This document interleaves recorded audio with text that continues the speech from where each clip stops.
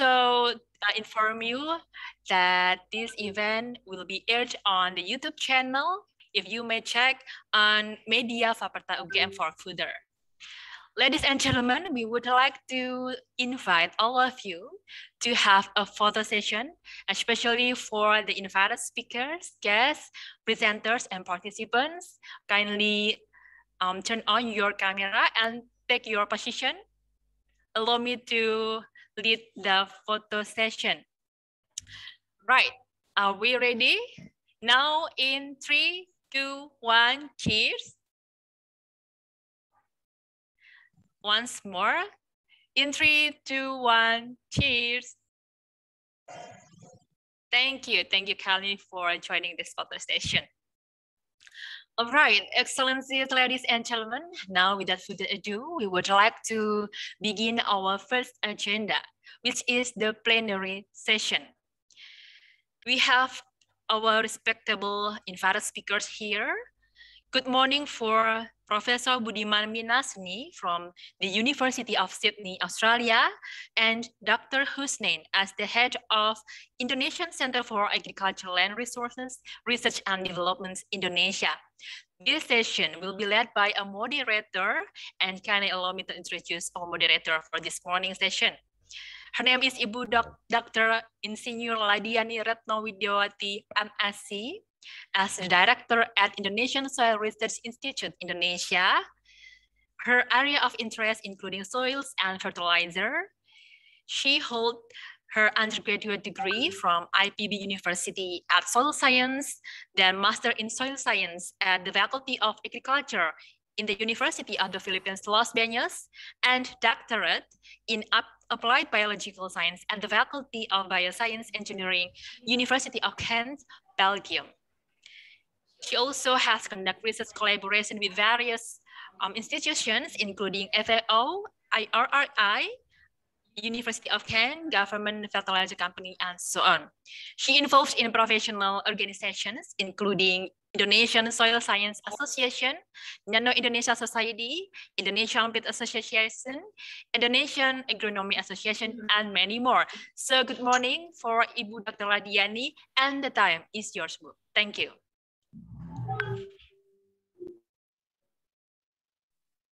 Good morning. Thank you, Mbak Dian. Ladies and gentlemen, good morning. Salam sehat from us and Assalamualaikum warahmatullahi wabarakatuh.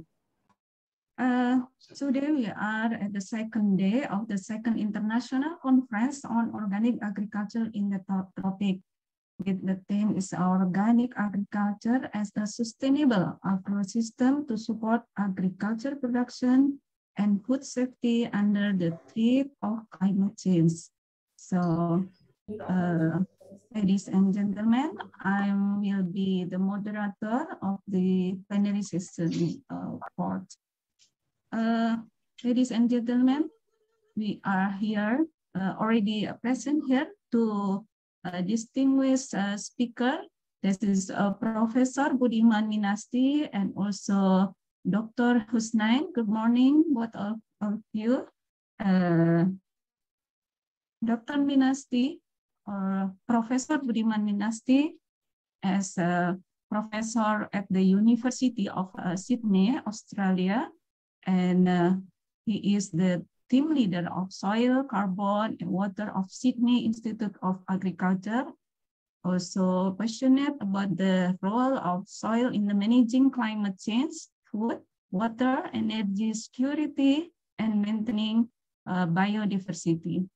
Also, he is recognized as a highly cited researcher in 2019 by the Web of Science, and also he has more than 160 international journal publications and is recognized as the leader in digital soil mapping and modeling. Wow, it's amazing. Ladies and gentlemen, also I will introduce Ibu Dr. Husnain. She is the head of Indonesian Center of Agriculture, Land Resources, Research and Development in Indonesia, of course. And She is a graduate from Soil Science, Bioenvironment Soil Science, Tottori University, Japan, for her PhD. And she is now as a General Secretary of Soil Science Society of Indonesia. She's related topic research about CO2 emission from tropical drain pit and silica availability in soil and water, also fertilizer application in volcanic paddy soil and soil spectral library using a low-cost near spectrometer photometer for precision fertilization. Okay, ladies and gentlemen, before we are starting, the speaker will deliver their topic. Each presenter has 15 minutes for presentation, and I will remind both of you after 30 minutes. And during the presentation, the participant can write question and comment in the chatting box. Please address to whom the question and or comment, and write the question and or comment concisely. Okay. We will start with Professor Budiman Minasti. Time is yours. Thank you, Bu Diani, and thank you for the organizer for inviting me to this conference. Selamat pagi, Bapak-Bapak, Ibu-Ibu. Thank you. Nice to meet you again. So virtually, so I will share my screen. Okay, today, because this is a conference about organic agriculture, so I will talk about something about organic agriculture and also about soil carbon farming and about how it relates to the soil's function or multifunctionality.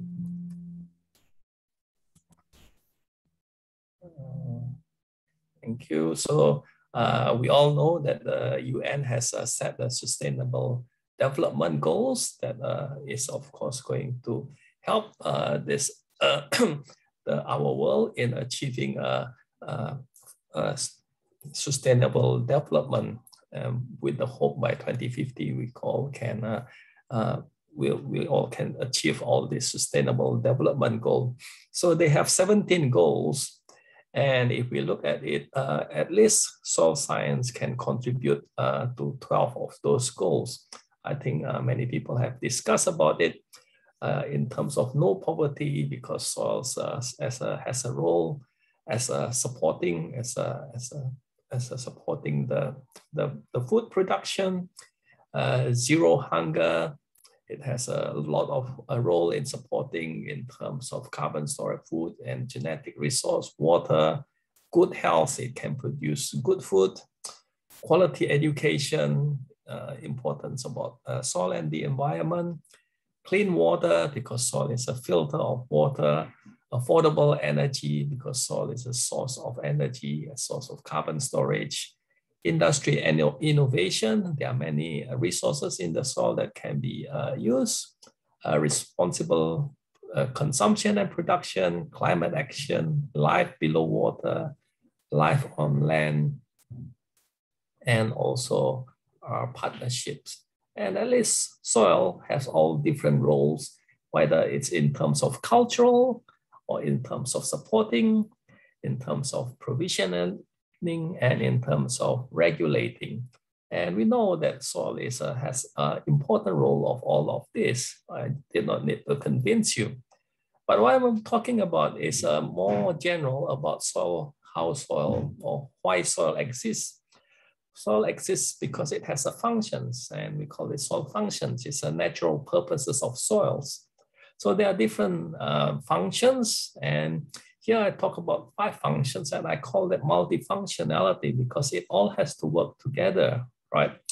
So it's a habitat for life, it's a habitat for animals, it's for habitats for below ground animal, it's a habitat for life, for plants, for growing plants, it supports plants, and it's also store carbon and also cycle it, and it stores nutrient and cycle it, and it also stores water and cycle it. So this is under natural system, it all works together. It all has all this multifunctionality. It all works together as a multifunctional. All those components work together.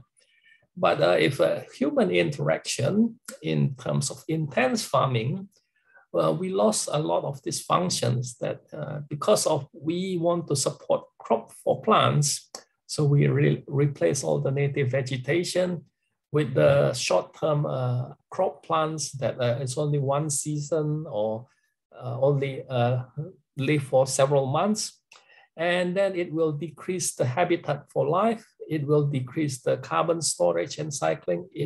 Sometimes it increases the nutrient cycling because you put fertilizer in, but most of the time it decreases the nutrient cycling because there's no conversion of organic matter back to the cycles and it decreases the water cycling. So this means that the soil multifunctionality that we have in the natural system, we lost a lot of this multifunctionality because we stress on supporting crop for plants because we are supporting the crop production. So one way is that we need to address this. We need to bring back the soil to its multifunctionality. But of course, we also need to produce food, right?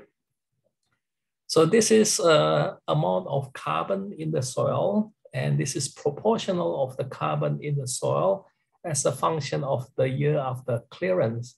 So different people have done different analysis, and most of them found out that after 10 or 15 years, the soil carbon will decrease on average to 75 to 70% of its original carbon content. So if the original is 1%, then after 10 years or 20 years, it will become 0.7.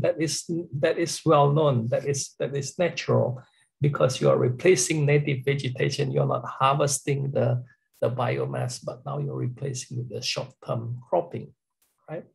So we need to do something about restoring this carbon in the soil because the carbon is the center for all the multifunctionality. So is organic agriculture the answer to all of this? So recently there's a review, it's published in this annual reviews, is about organic agriculture, food security, and environment. So what they found is organic culture, strict organic culture, that means that you don't use any fertilizer. On overall, it's only annual crops, that means crops that you put in once a year. Overall, it's less than 1% of world's crop production. That means that if we want to use organic agriculture, we know it's good for the soil, it's good for the environment, but it's only less than 1% of the world's crop production. So there's a challenge. So why there's a challenge? If we look at different components of the system in terms of land use, that means that per unit output to produce 1 ton of rice in agriculture, in organic agriculture, your land use would need 20 to 100% higher, larger area amount of a land, right? Because of the nature of the organic system. And in terms of energy use, it's much lower. It's 15 to 20% lower. Organic agriculture is good. In terms of greenhouse gas emission, organic agriculture has lower emissions. It has lower nitrous oxide. It has 10% lower greenhouse gas emissions. In terms of nutrient leaching, if we look at per unit area of land, it's good because the leaching of nutrient is less, the amount of ammonia emission is less, amount of phosphorus is less. But in terms of per unit output, per 1 ton of, for example, rice, or per 1 ton of grain, the leaching and emission could be higher. Why is it higher? Because you need amount of land that is higher. You need a larger amount of land, and then because of the lower production of organic agriculture, you need to have more input, right? In terms of soil quality, you got more organic matter, you got more soil microbial communities, that's good. And in terms of biodiversity, organic agriculture, you got more species, you got more organism, you got more organic abundance. So there are pro and cons. There are good things that you have a higher soil quality, higher biodiversity, but there's also a balance that it needs a more amount of land to produce. And because of that, that means that the amount of nutrients it requires is much higher. So this is an analysis about organic crop yields in comparison with conventional yield.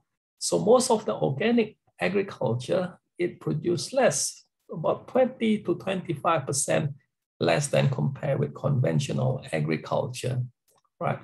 In terms of different crops, around 20 to 25%. That's well known. So is organic agriculture the answer to food security? Well, if you upscale organic agriculture, replace all agriculture with organic agriculture, then it will cause additional loss of natural habitat. Why? Because you need more land to produce the same unit amount of food. That means also you need more energy, and you need more maintenance, and the price will increase and food will be less affordable. So organic agriculture is good, but we need to use the principle of organic agriculture in combination with conventional methods so that we can sustainably increase our productivity, because we still need food security in agriculture. So that's why in this presentation, I will tell about the role of soil and how can we put the component of soil in the organic component of soil in the system. Because in the traditional conventional agriculture, because you have a decreased carbon in the soil, you have a bare soil, you have decreased soil aggregation. That means your soil is prone to slaking and disaggregation. You decrease water infiltration, decrease water storage, and then you decrease soil carbon cyclings, and then you decrease microbial activity. It's something like this. This is quite common, at least in Australia. It's quite common. You got soil crusting because the lack of organic matter, although there are different roots there, but it's still not enough to build over years that it has lost. For example, after rain in this area, this is in the agriculture area in Australia, you see a lot of water is not entering in the soil, but a lot of water is ponding on top of the soil, and the soil is bare. Although it just rains, it rains a lot, but the water is not going in the soil where it should be. But under a system where you have vegetation, cover, you don't see a lot of this ponding because water is going into the soil. So what we need is to convert this system into something that is more of this system, more sustainable system, right? So the problem with all this is in Australia, what we call as slaking, that this is the soil aggregate. So if you put in the water, it will become slaking like this. That means that it doesn't hold together. And if you look at the size of this aggregates, that over time, soil under pasture, under permanent grassland, the amount of slaking is small, but under cultivated, under grass, amount of slaking is big. That means that once it rains, that the soil mostly will become like this, and over time it will form crust like this. So it will reduce infiltration, it will reduce water in the soil. So there are different ways of looking at this. This is the slaking index, how much the soil become, the area of the soil becomes slaked, become bigger. If it's a perennial, that means that this is not annual. That means the crop stay in the soil for many years. You can see that there is little slaking. That means that it's stable all the time with the water. And if it's the green one, no tillage, that means that you don't till the soil. the amount of slaking is less. And if it's conventional tillage, you keep tilling, you can see that the slaking is increasing because of lack of organic matter. And most of it can be explained by the lack of organic matter in the soil. So in order to reduce this impact on the soil, in order to fix our soil, we need to increase the soil organic carbon. Increasing the soil organic carbon will increase the soil biological activity, increase organic matter turnover, improve nutrient cycling, and then improve soil structure, and then improve water availability. That means that this is step by step. We have to start with increasing the soil organic carbon to get the system moving, to get the soil multifunctional, how it multifunctional working again, right? Professor So all of Budiman, you have yes. 2 more minutes. Okay, it's very quick. So the key is aggregation. That means that you have to have organic matter to bind your soil. So we did an experiment. So we mixed kaolinites, smectite, and quartz. So there's no aggregate in the soil, no organic matter. It looks something like this. So if there's no carbon, you still get some clumping, but it's not going to stay long. But if you have microbes in there, then you can start seeing that the soil forms stable aggregates, right? Something like this that is going to hold the soil together, and it can also hold the soil carbon, right? So I skip this because we don't have time. So in terms of conventional technologies, you can have reduced tillage, cover crops, agroforestry, restore grassland, restore peatlands. That is conventional technologies. But frontier technologies, that means in the future, in the next 10 years, 20 years, people have to look at in the research, how can we enhance the roots to grow more roots? How can we engineer the microbiomes? How can we engineer the different bacteria, select different bacteria, different fungi to enhance the soil carbon in the soil? Perennial grains that can grow for multiple years and can produce lots of roots in the system, very high amount of roots in the system, right? And one thing that we can do also is what we call as a radical management, that rather than conventional management, we need to think of a new way of managing the soil that is radically. So at least in Australia, we have a profile, what we call as a duplex soil. That means that this is a sandy soil, and then here you have a clay soil. So what we do is that we use tractor to invert the soil. So we take the clay soil from the B horizon and put it on top of the soil. What does it mean? So that means that initially this is the carbon content of the soil, but because we invert them, we put the carbon, the soil here underneath. That means that you have a gap. That means that you have the soil on the surface. Now there's lack of carbon. That means that you can put more carbon in the soil.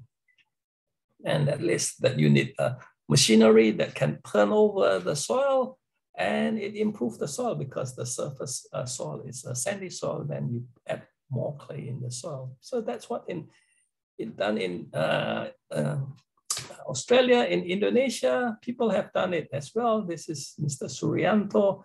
He's in Kalimantan, is Barito. What they do is that this is an abandoned land on a pot soil.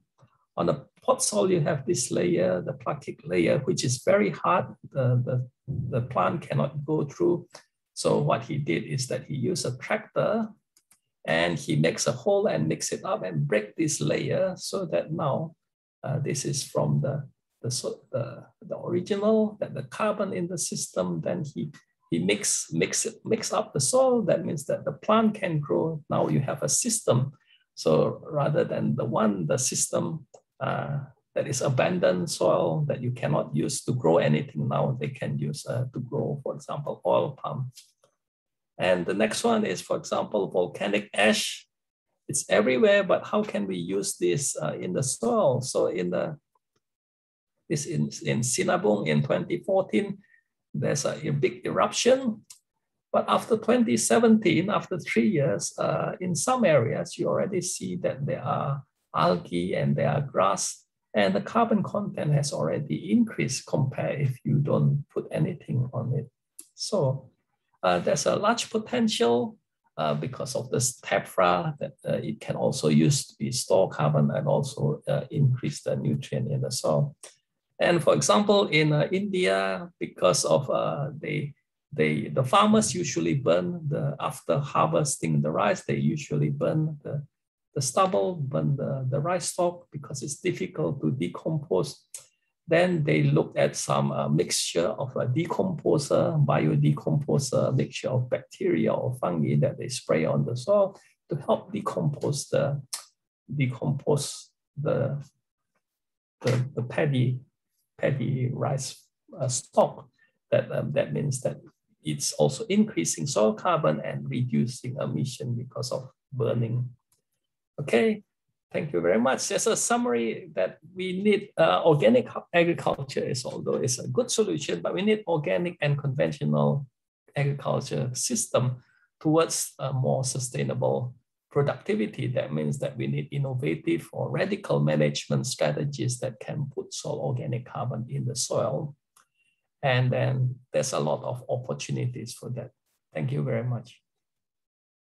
Thank you, Professor Budiman. It's very interesting presentation. Yeah, where he mentioned about the soil has a very important role in ecosystem and also the place of soil organic carbon action for the soil quality and also for the soil productivity.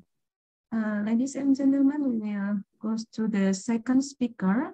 We are already present here. Dr. Husnain, she will have a presentation for 15 minutes. Time is yours, Ibu Husnain.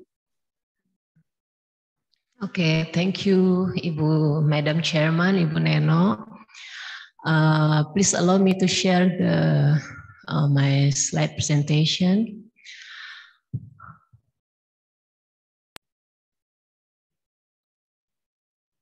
Okay.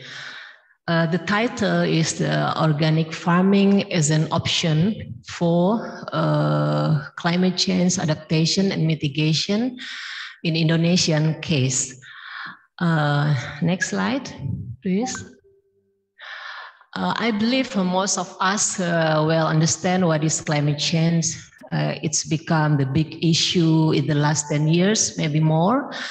And according to IPCC, the climate change is defined as change in the state of the climate that can be identified by change in the mean and or variability of its properties in a long period of time.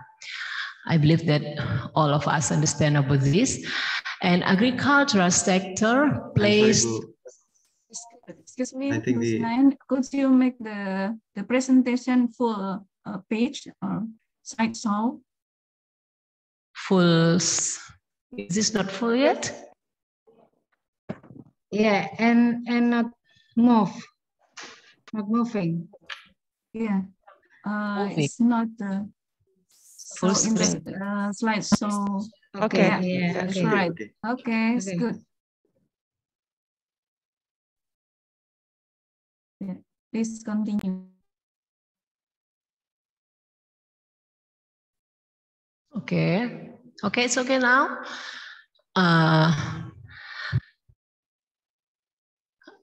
Okay, let's continue. The climate change is related to the increasing concentration of greenhouse gas, mainly CO2, methane, and also nitrous oxide. These gases are responsible for increasing atmospheric temperature. And agriculture itself can be a victim and also a source for the emission. Next slide.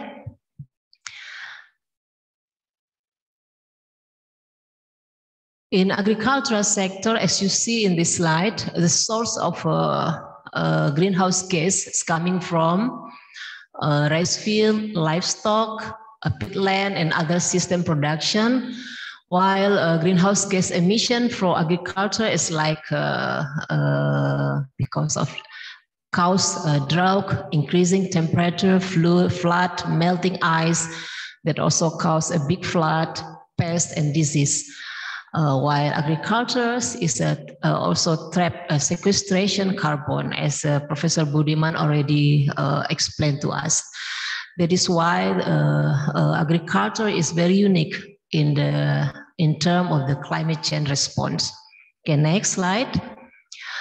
As seen in this slide, based on the scenario of RCP 4.5 by 2100, the temperature will rise about 1.5 degrees Celsius.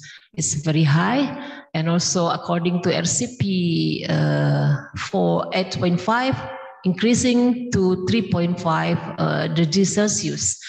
And it will be more and more difficult to adapt agricultural, and we need some policy maker to some policy for to cope with this condition. Next slide. As an agricultural country, Indonesia gives particular attention on climate change and its impact to agricultural activities. Indonesian government has committed to contribute in reducing greenhouse gas emission by 2030 up to 29% through our own effort and 41% if there is international support. This commitment is stated in the NDC, in nationally determined contribution, as you see in this slide. And recent data from the Ministry of Agriculture in Indonesia, it shows that total greenhouse gas emission from agriculture sector in 2020 is about 104.47 million tons CO2, which coming from burning biomass, paddy field, lime application, urea fertilization, N2O, direct or indirect from land management, and also livestock. Meanwhile, to reduce the effect of climate change, Indonesia also has set national target on reducing by 2020 about 0.32% of CO2 emission. Okay, next. As seen in this slide is the distribution of priority location for climate resilient activity in agricultural sector. You see here the super priority, there are 164 districts and 148 districts for top priority, and also 8% area, about 23 districts is a priority. So all of the area actually the priority. Next. So to talk about greenhouse gas emission, we should have greenhouse gas data and information. And to get the data, you should do counting the emission. This work can be done with the appropriate method and also tools. So we are in IRD, made a guideline for accounting greenhouse gas emission in agricultural sector and how to assess its adaptation. You see, this book wrote by Professor Fahmuddin Agus. Next. So being next slide, please.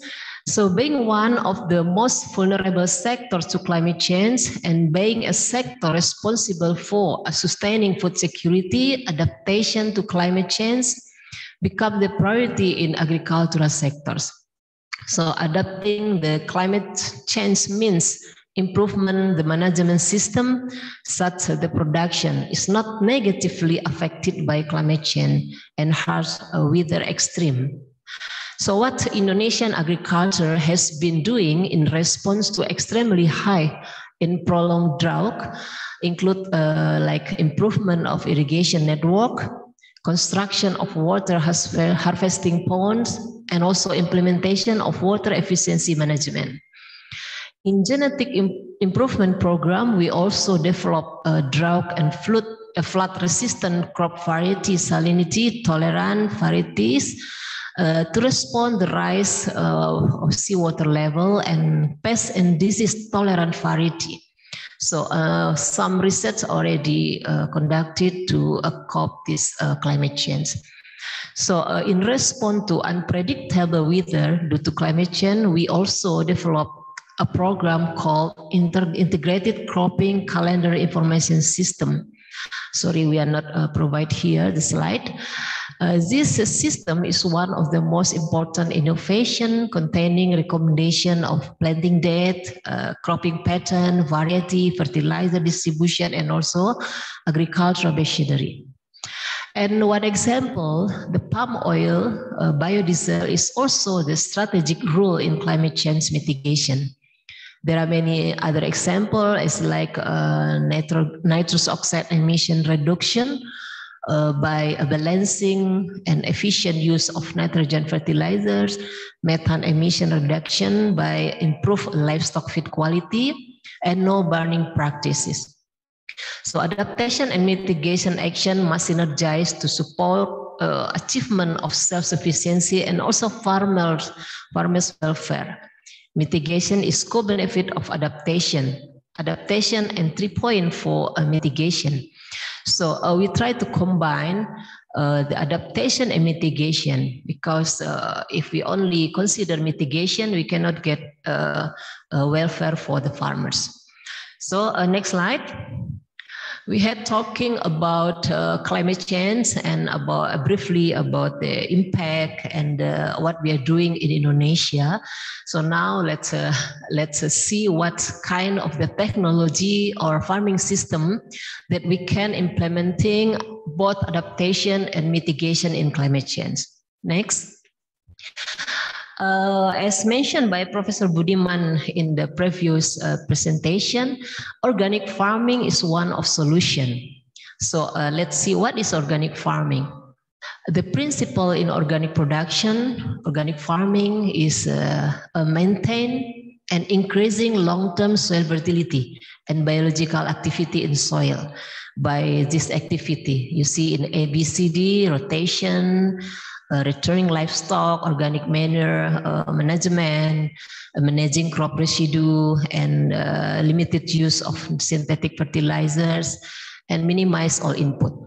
And also the principle of the zero waste is important in organic farming. Next slide. Next slide, please. The prospect of organic farming in Indonesia, as we see also maybe in global, the market for organic products is about 10 to 15%. Yes, there is a market. There is a market actually, but there is a big challenge to put the organic farming system is that in the top priority for our food security. Because high population mean high demand, and eco-friendly farming system is more appropriate for this Indonesian case. But organic farm is there is a market for some people. So there is also challenge for the organic farm in Indonesia: standardization, certification, land suitability, and also how to disseminate and socialize the product and the market. That's a big challenge for organic farming. Next slide. And we have a regulation for organic farming here, the Ministry of Agriculture Decree 64 in 2013 about organic farming system. Next.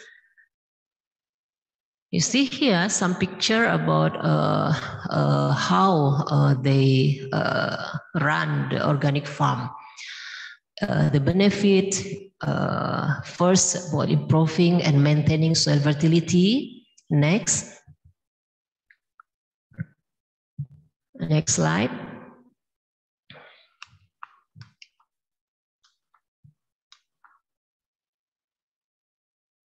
Okay, nutrient and plant management, soil and water conservation. Here, look at the They have a permanent terrace, minimum tillage, grass edge, mulch, and also keep water from unpolluted sources. So this activity for organic farming is suitable for to cope with climate change impact on agriculture. But however, there is some limitation, and also we cannot set up all the farm can be run for organic farm. Next slide. Husnain, 2 more minutes. Okay, so I have some data on the organic and versus conventional farming. You see here, the green bar represent organic farm, and the yellow is a conventional farm. And most of the parameter, carbon content, phosphorus, potassium, pH, calcium, and magnesium are significantly high in organic farm. Next. We have also data for soil biological properties, organic versus conventional farming. It also shows the high content of the total microbe in the organic farm, and some fungi and some other microbe. It shows the higher content in the organic compared to conventional. Next. And we also have some experiment. We compare 3 types of the organic matter.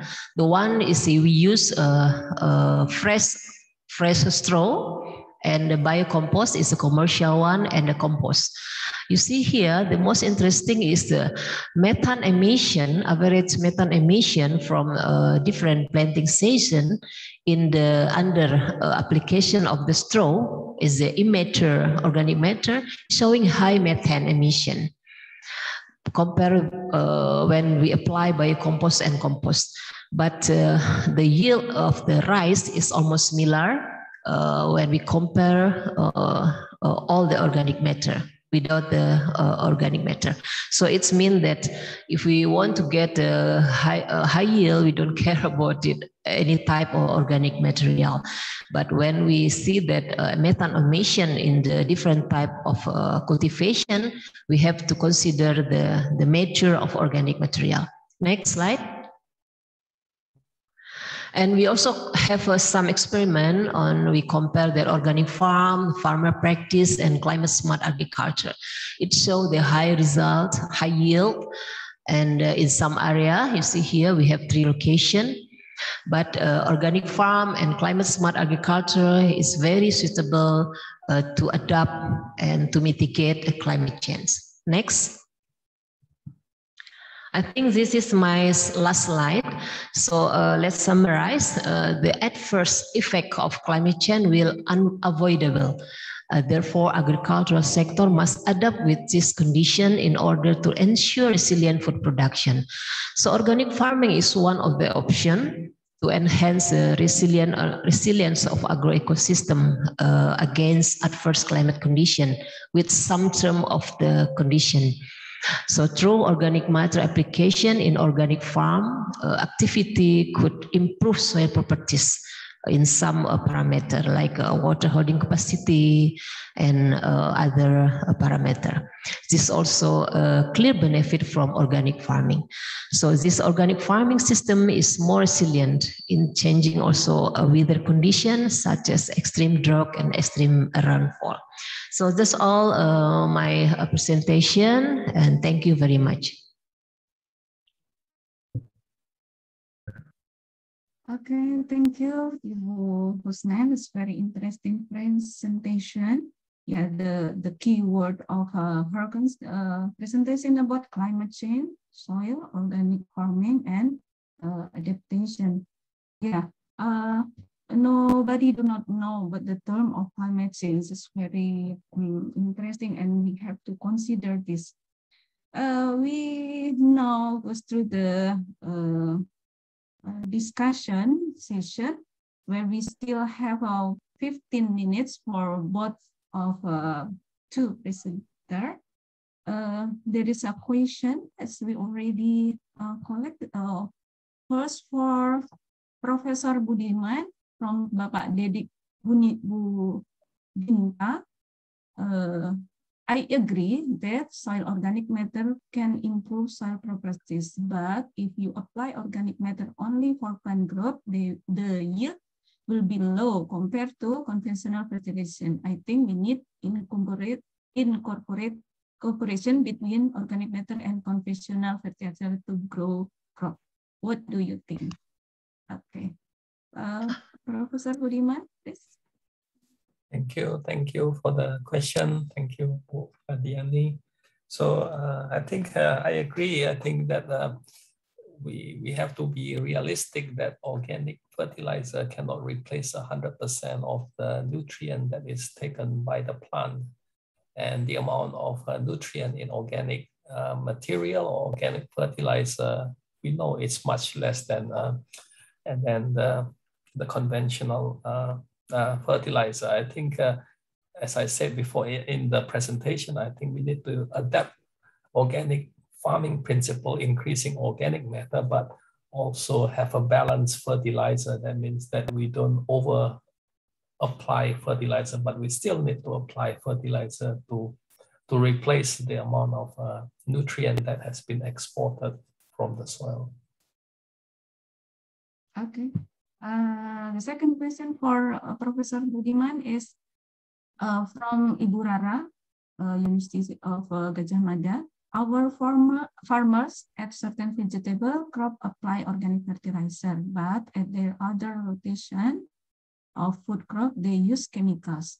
They cannot help it as they use fully organic fertilizer. Their body will not grow well. How do you suggest a solution? Okay. As we identified that their willingness of sustainable farming is pretty high, actually. Professor Budiman? Thank you. I think the same. I think yes. I think we should realize also that conventional fertilizer is not it's not evil. It's not a bad thing. I think it should be part of the agricultural system, because of, especially if it's intense farming, you cannot replace all the nutrient from organic fertilizer. So I don't know how strict is the definition of organic farming in Indonesia, whether it's strict no fertilizer or can we still have some fertilizer. Okay, thank you. And there is a question, 3 questions for Ibu Husnet. 2 questions and one is about from Pak Riwandi, University of Bengkulu. I'm interested in your presentation, Ibu Husnet, and if you don't mind to send your presentation material. Oh yeah, okay. The panitia will handle it. And for Ibu Husnet and also for Professor Budiman, from Ibu Sri Nuryani, the question is, Indonesia has launched organic agriculture for a long time with the peak of Go Organic 2010. But until now, the development is not so good. We have assessed organic farmers whose number have not increased since 2007 because they are afraid of the drastic decline in production at the beginning of the system, shift from conventional to organic farming. What should be, according to Professor Minasti and Ibu Dr. Husnain? Please, Professor Budiman first, and then followed by Ibu Husnain. Please. I think maintaining the level of nutrient in the soil is, I think, quite important. I think they have to keep monitoring that the level of nutrient is not going to decline too much if there's a continuous production. Right? So the original organic farming, maybe it's not a continuous system that you also let the soil sits for a while to recover. But if we we still want to have an organic system, but if we have to keep producing, I think it's not going to happen anyway. I think it needs a balance. Maybe wood has more insight more about this. Okay. Who's next, please? Okay, yeah, I agree with Prof. Budiman. Actually, sustainability is very important in this system, and as we mentioned before that what we choose is sustainability in the natural condition, like a pure organic farm, or we still keep eco-friendly farm, and we got our food security. This is always be a contradiction, but I think there is a portion for the organic farm, for the pure organic farming with the certification land, certification product, and also there is a market there. But I see in the Indonesia, we are more focused on the how the product is certified, and so the price it will be more significantly higher than non-organic products. But in some country, maybe Prof. Budiman also see that, in some country they are more, they prefer the food with the appropriate input and less pesticide, not the matter of this is pure organic product, something like that. I think we need to discuss about it. And we also launched Organic Farm 2010, as Bu Yani mentioned. But now, as we see, only some part of our land is suitable for organic farm. So even we try to convert our maybe degraded land or not pure land to the not natural land to organic farm, it takes time, and also it takes more input, much more input, and we cannot. I think the farmer cannot establish this condition. They need more about 20 to up to 50 ton per hectare organic material, and this source only can be supplied when they also take it from other side, and it's a challenge again for the certification of land. They cannot bring some material from other part without a clear result and clear information where it's coming from and what's content inside, something like that. Maybe it's my response, Bu Neno. Okay, thank you, Bu Husnain. And the next question is goes through Ibu Husnain from Ibu Lamria Sidauruk from University of Methodist Indonesia. The question is, on your experience, how many % farmer and plantation entrepreneur which implemented organic farming in Indonesia? Ibu Husnain? Yeah, Ibu Lamria, according to our survey, there is 10% of the farmers are prefer to running the farm as an organic farm. A pure organic farming, I mean, with the certification of land, and they sell the product as an organic product in the special market. But this data, since 2000, maybe 2007, ya Bu Neno, ya, until now, it's not much changes, the statistic of organic farming in Indonesia. There is information of the organic farming statistic in Indonesia. Maybe we can share it later. We have some books in the from the some certification body. They are doing a statistic also for organic farmers. Okay, thank you. We still have 3 more minutes. So another one question from Bapak Benito from University of Gadjah Mada to Professor Budiman. If we consider in more broader aspect of organic farming, which do not use inorganic fertilizer, which means that reducing the amount of rock mining to produce inorganic fertilizer. Less ecological view. What do you think about this, Professor Budiman? I think, thank you. Yeah, thank you, Pak Benito. Nice to see you again. I think it depends on what is our purpose. I think, as Bu would say, if a pure organic system, there's a market. Maybe this is a market for the higher level that people are willing to pay the price for the more healthy food or more sustainable food. But if we talk about regular production, that means that we have to consider that the economy of this, because we cannot produce the same amount of food using pure organic system, right?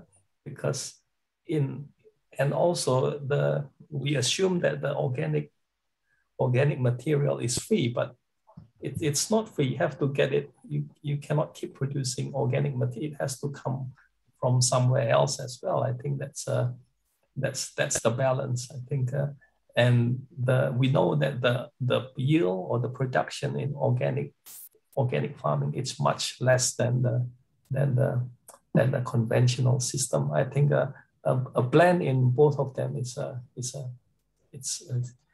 compromise. Okay, thank you, Professor Budiman. Thank you, Ibu Husnain. Because of the time, so we all know the time is up. Yeah. Thank you very much for the very nice presentation and very nice answer too.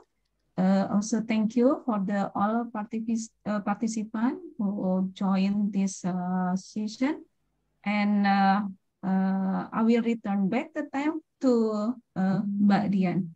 Thank you very much. Wassalamualaikum warahmatullahi wabarakatuh. Waalaikumsalam warahmatullahi wabarakatuh. Thank you for distinguished invited speakers and moderator for the insightful knowledge that has been shared to all of us. Excellencies, ladies and gentlemen, now we are going to move to the second plenary session. In this session, we will have the respectable invited speakers are Professor Satyawan Pudiatmoko as the Deputy for Planning and Evaluation Peat and Mangrove Restoration Agency Indonesia, and Professor Dr. Azwar Maas from Universitas Gadjah Mada, Indonesia. And this session will be led by a moderator. Can we introduce a moderator for the second plenary? His name is Mr. Dr. Setiari Marwanto. He sits on multiple institutions with different roles as the program coordinator of Indonesian Soil Research Institute and researcher in the Indonesia Center for Agricultural and Resource Research and Development, or IIR, Bogor, Indonesia. His area of interest including natural science, agriculture, and soil conservation. He holds his undergraduate program in Bachelor degree of Soil Science, Gadjah Mada University, and then the Master degree in Soil Science from IPD University, and doctoral degree from Kyoto University, Japan. He involved in various organizations, including as the country delegation for the agricultural sector in UNFCCC, negotiation process, as the member of ASEAN Negotiating Group of Agriculture, also various other organizations such as ASEAN CRN, Gadjah project, and also involved in various projects such as Asia Slam project and Peat Impact project. So for whom, Bapak Dr. Setiari, the time is yours. Thank you. Thank you very much, dear everyone.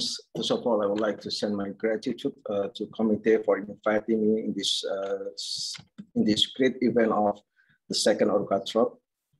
Everyone, as widely known that Indonesia is blessed with unique ecosystem, namely peat, which we have around 13.5 million hectares of peatland, which laid across Sumatra, Kalimantan, and Papua Island. And we also know that peat functions both environmental and economic services. However, we consider a fragile ecosystem, which need our attention to preserve and manage it with sustainable manner. Today, I'm pleased to present the honorable gentlemen who have great work on peatland in Indonesia, Professor Satyawan Pudiatmoko, and the second is Professor Aswar Mas. Before I jump into a plenary presentation, I would like to reminder that our event is has 1 hour duration sharp. Each invited speaker has only 15 minutes presentations, and my apologies if I have to send a kind of a reminder about the time limit just in a few minutes before the due time. After first presentation, we move forward second presentation consecutively, and discussion will be open after both presentations finish. And for participants, please make a note and grab the chance to raise hand in the monitor and wait patiently until I reach you. As well, you can put the response in the chat box. Without further ado, I invite Professor Satyawan Pudiatmoko. He is Deputy of Planning and Evaluation of Mangrove and Peatland Restoration Agency of Indonesia. And he also a professor in Faculty of Forestry, Universitas Gadjah Mada. His research experience is very wide broad around forestry and animal wildlife. Also, he member in several international organizations. And for Professor Satyawan Pudiatmoko, you can take the floor from now. Thank you. Okay, thank you very much, distinguished guests and participants. Very good morning. May the organizer, help me to share my my presentation, please?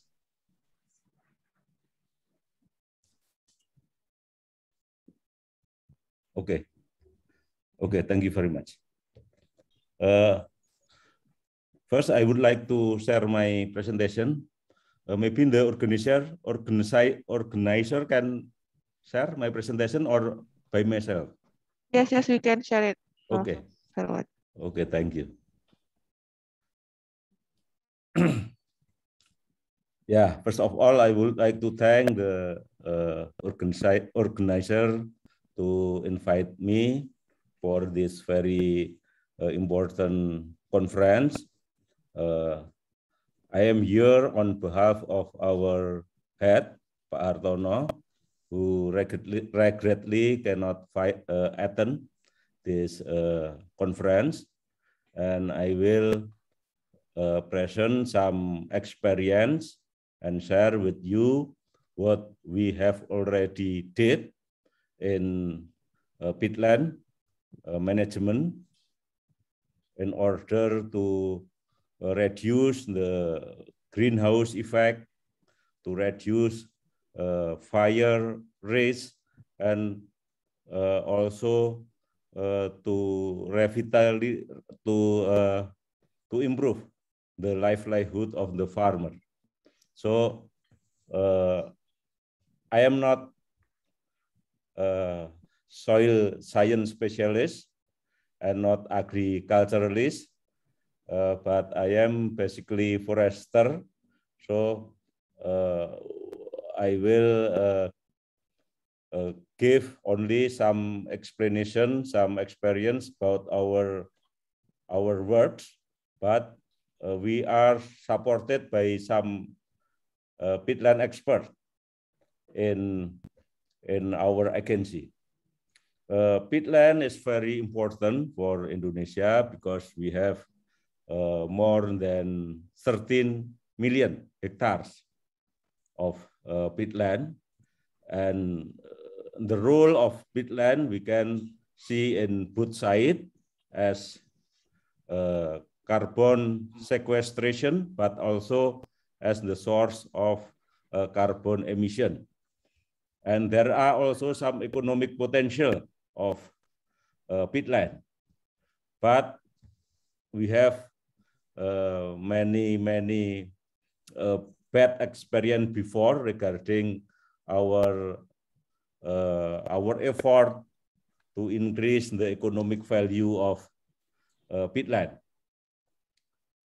And we forget that peatland is very specific and water is key of sustainable peatland management. We have 13.9 million hectare. It is equal to 80% of peatland in Southeast Asia and 50% of the globally tropical peatland. So Indonesia, I think, plays very important role in conservation and management of peatland. And the problem is to increase the economic value of peatland, we have to drain the peatland from wet ecosystem to dry ecosystem that suitable for some plant commodity like rubber, like oil palm, and also agriculture commodities. And this effort can increase the risk of burning, forest burning, and also increase the carbon emission because of rapid decomposition of peatland and also land subsidence. So the problem now we are facing is a drainage system in peatland that not well designed. Yeah. So many peatland become dry and prone to fire every dry season in year, and it is a problem of the past, current, and also problem of the future if we cannot deal with this problem. Next, please.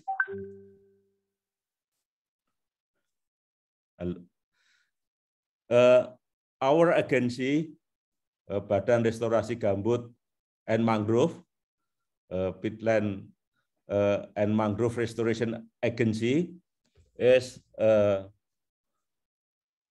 new, actually. It is new agency. Previously, we are only assigned to manage peatland in 7 provinces, but now our work is broader because we are also assigned to rehabilitate mangrove in 9 provinces.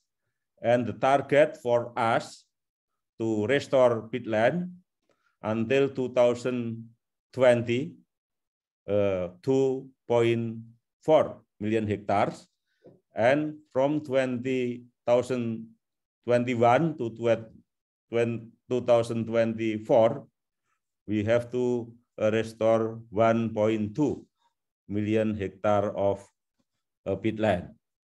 And for peatland restoration, we use 3 approaches: rewetting for restore the hydrological aspect of peat, so that peatland is always wet, and we can control the groundwater level not too deep in the dry season. And then the second is revegetation to plant the restore peatland with some native species that adapted to wet condition. And then the third one is revitalization of livelihood this approach is an integrated approach. That means at the same place, rewetting, revegetation, and revitalization has to be conducted simultaneously. During 2018-2020, PRG, the former PRGM, PRG has built canal blocking more than 7,000 units and canal backfillings 431 units, and also deep wells more than 15,000 units. This activities relating to rewetting. And for revegetation, we have planting in more than 1,000 hectares, and we develop also nursery and let in some area natural regeneration of plant to occur because sometime natural regeneration will more successful than planting. And then for revitalization, I think it is the most related with our conference now.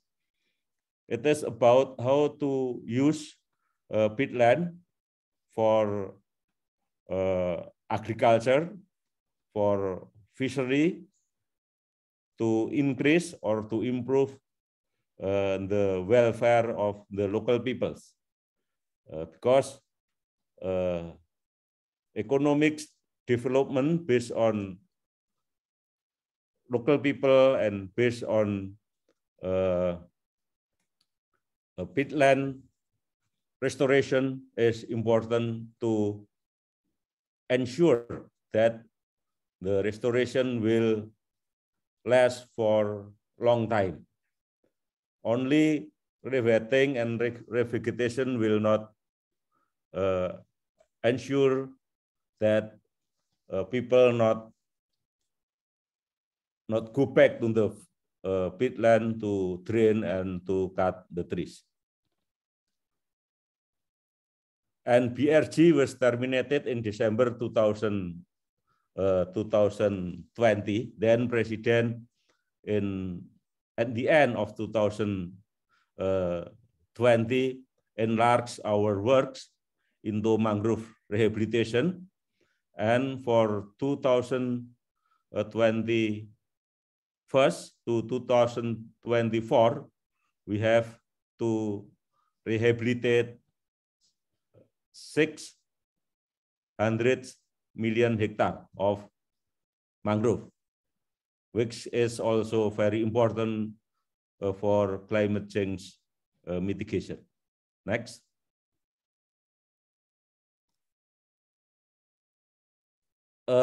This year's and the last year, we experienced pandemics because of the spread of COVID-19, and it has very large impact into the local people in some area in Indonesia, including areas where peatland is occur.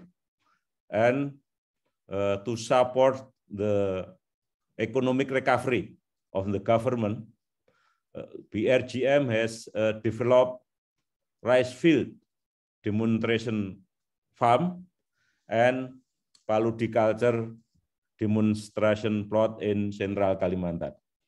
It is one method, I think, to show that with careful and well-designed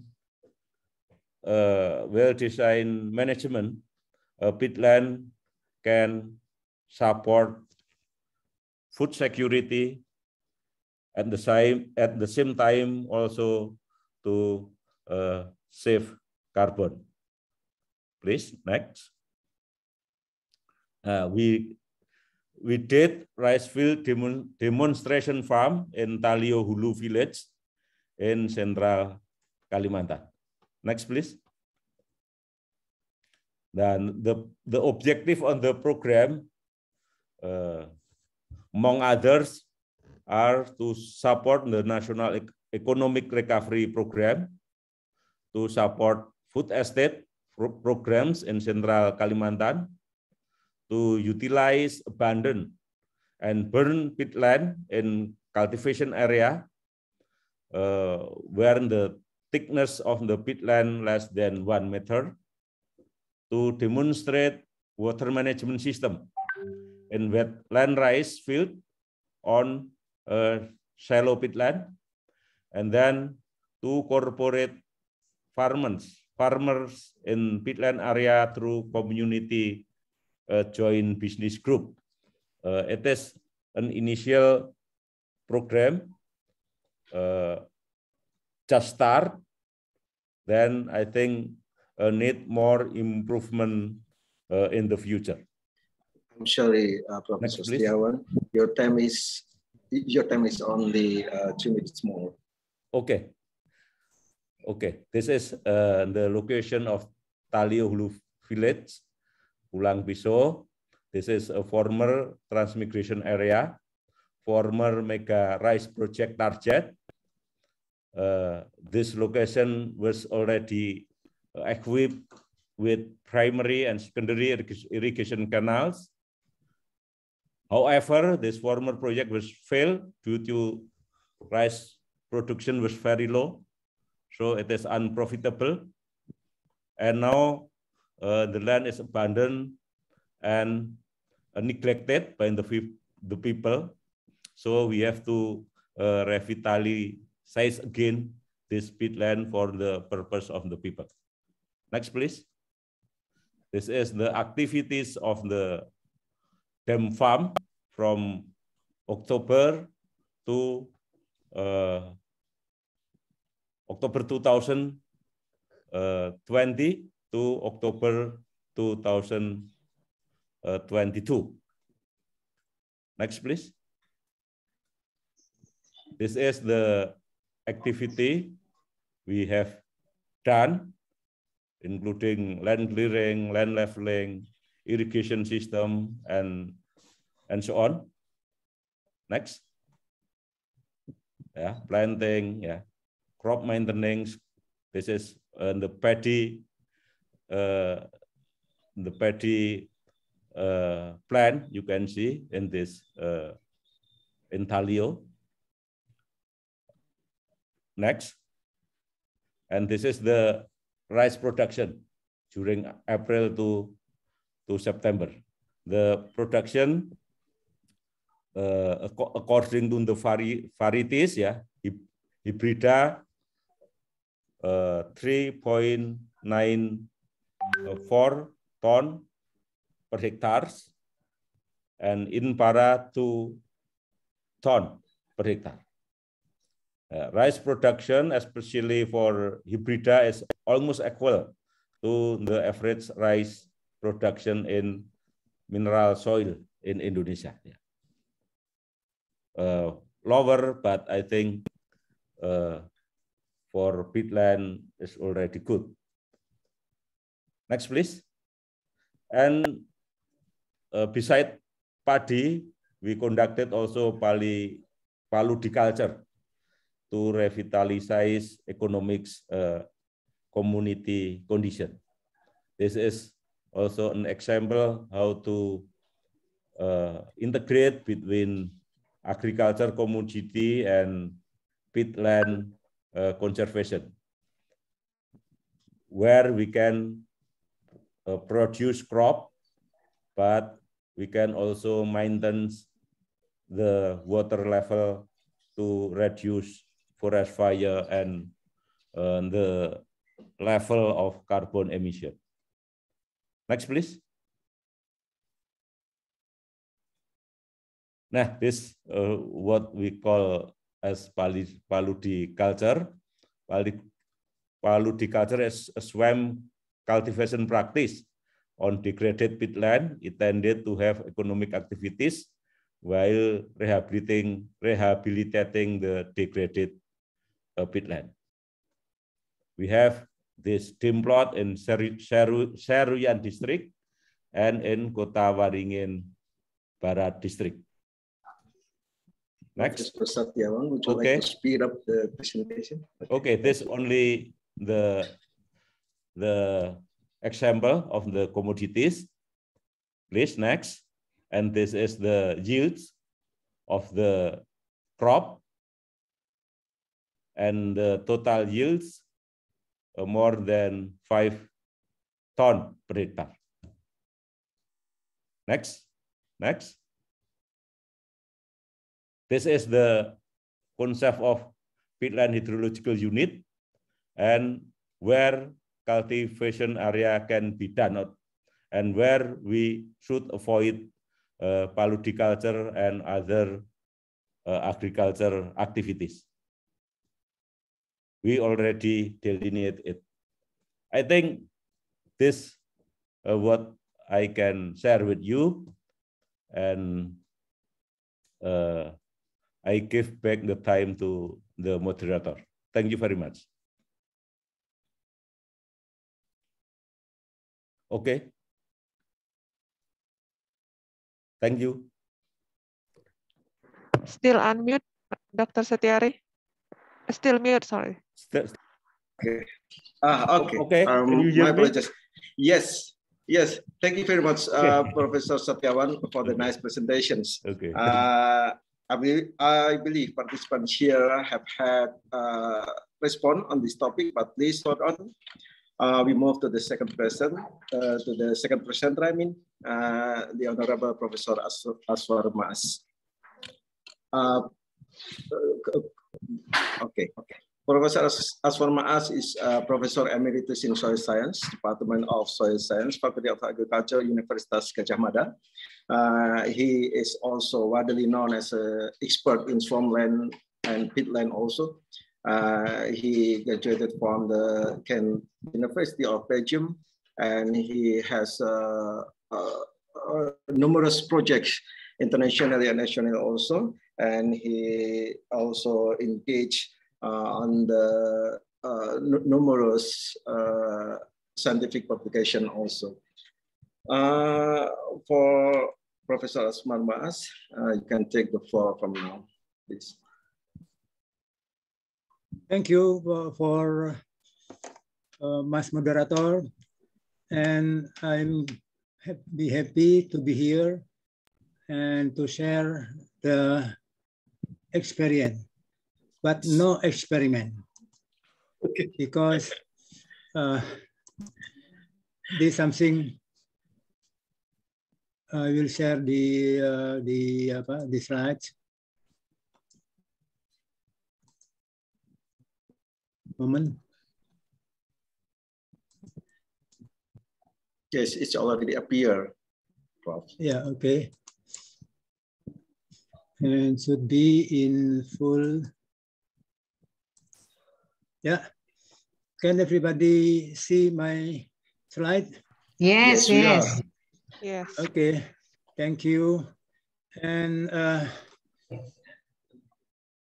from the beginning, I think when with this slide show explain what is going on in the surface of the earth.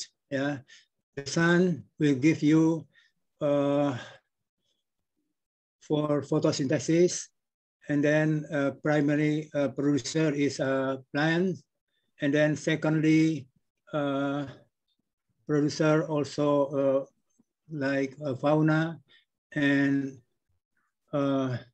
consumer, mostly fauna, and the smallest one is microbial activity. This is interest how the God give the very, very nice ecosystem to the earth.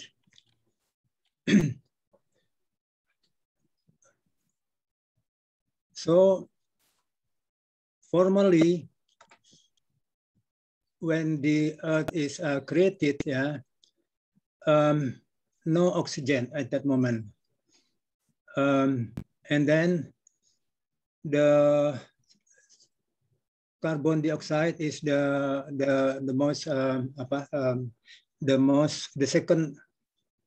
second gas in the atmosphere, yeah. And then later on, living flora, flora is given to the earth and then take out carbon dioxide, replacing it by oxygen. And until now, the opposite side is happened. CO2 only 0.034%, and then oxygen almost 20%. Yeah. So all the carbon dioxide become biomass, and then by the geological process, the carbon dioxide body biomass is inactive thing, mostly below the surface of the earth and also in the oceanic. This is a nice picture to explain how primary forest, yeah, close nutrient cycle. One species going growth well, and then later on become old, and then falling down, and then give the nutrient to the neighboring, yeah, and moving by the water. And this cyclus actually not really close, because we can see here in the right side, the crop or vegetation along the river, it's seem to be more healthy than the original forest. Yeah.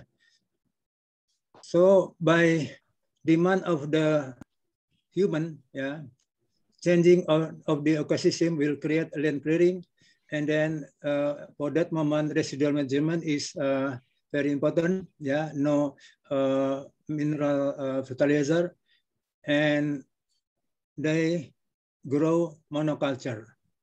Monoculture is a plant need demand, but they don't supply. So it's the demand should be based on the actual inside the soil, or should be given from outside. Because I am is a swampy specialist, here we can see also the development of peatland, as mentioned by our deputy of BGM before. Yeah, the peatland is developed from swamp, firstly infilling by the material. Yeah, most of the material is combination of brackish water and fresh water from the river, and then we'll create peritic material. And then above it, adapted wet condition vegetation will grow on, and then later on become what we call topogeneous and umbrogeneous. So the genesis of umbrogeneous peat, yeah, you can see here the initial growth is very healthy, and then later on the decay of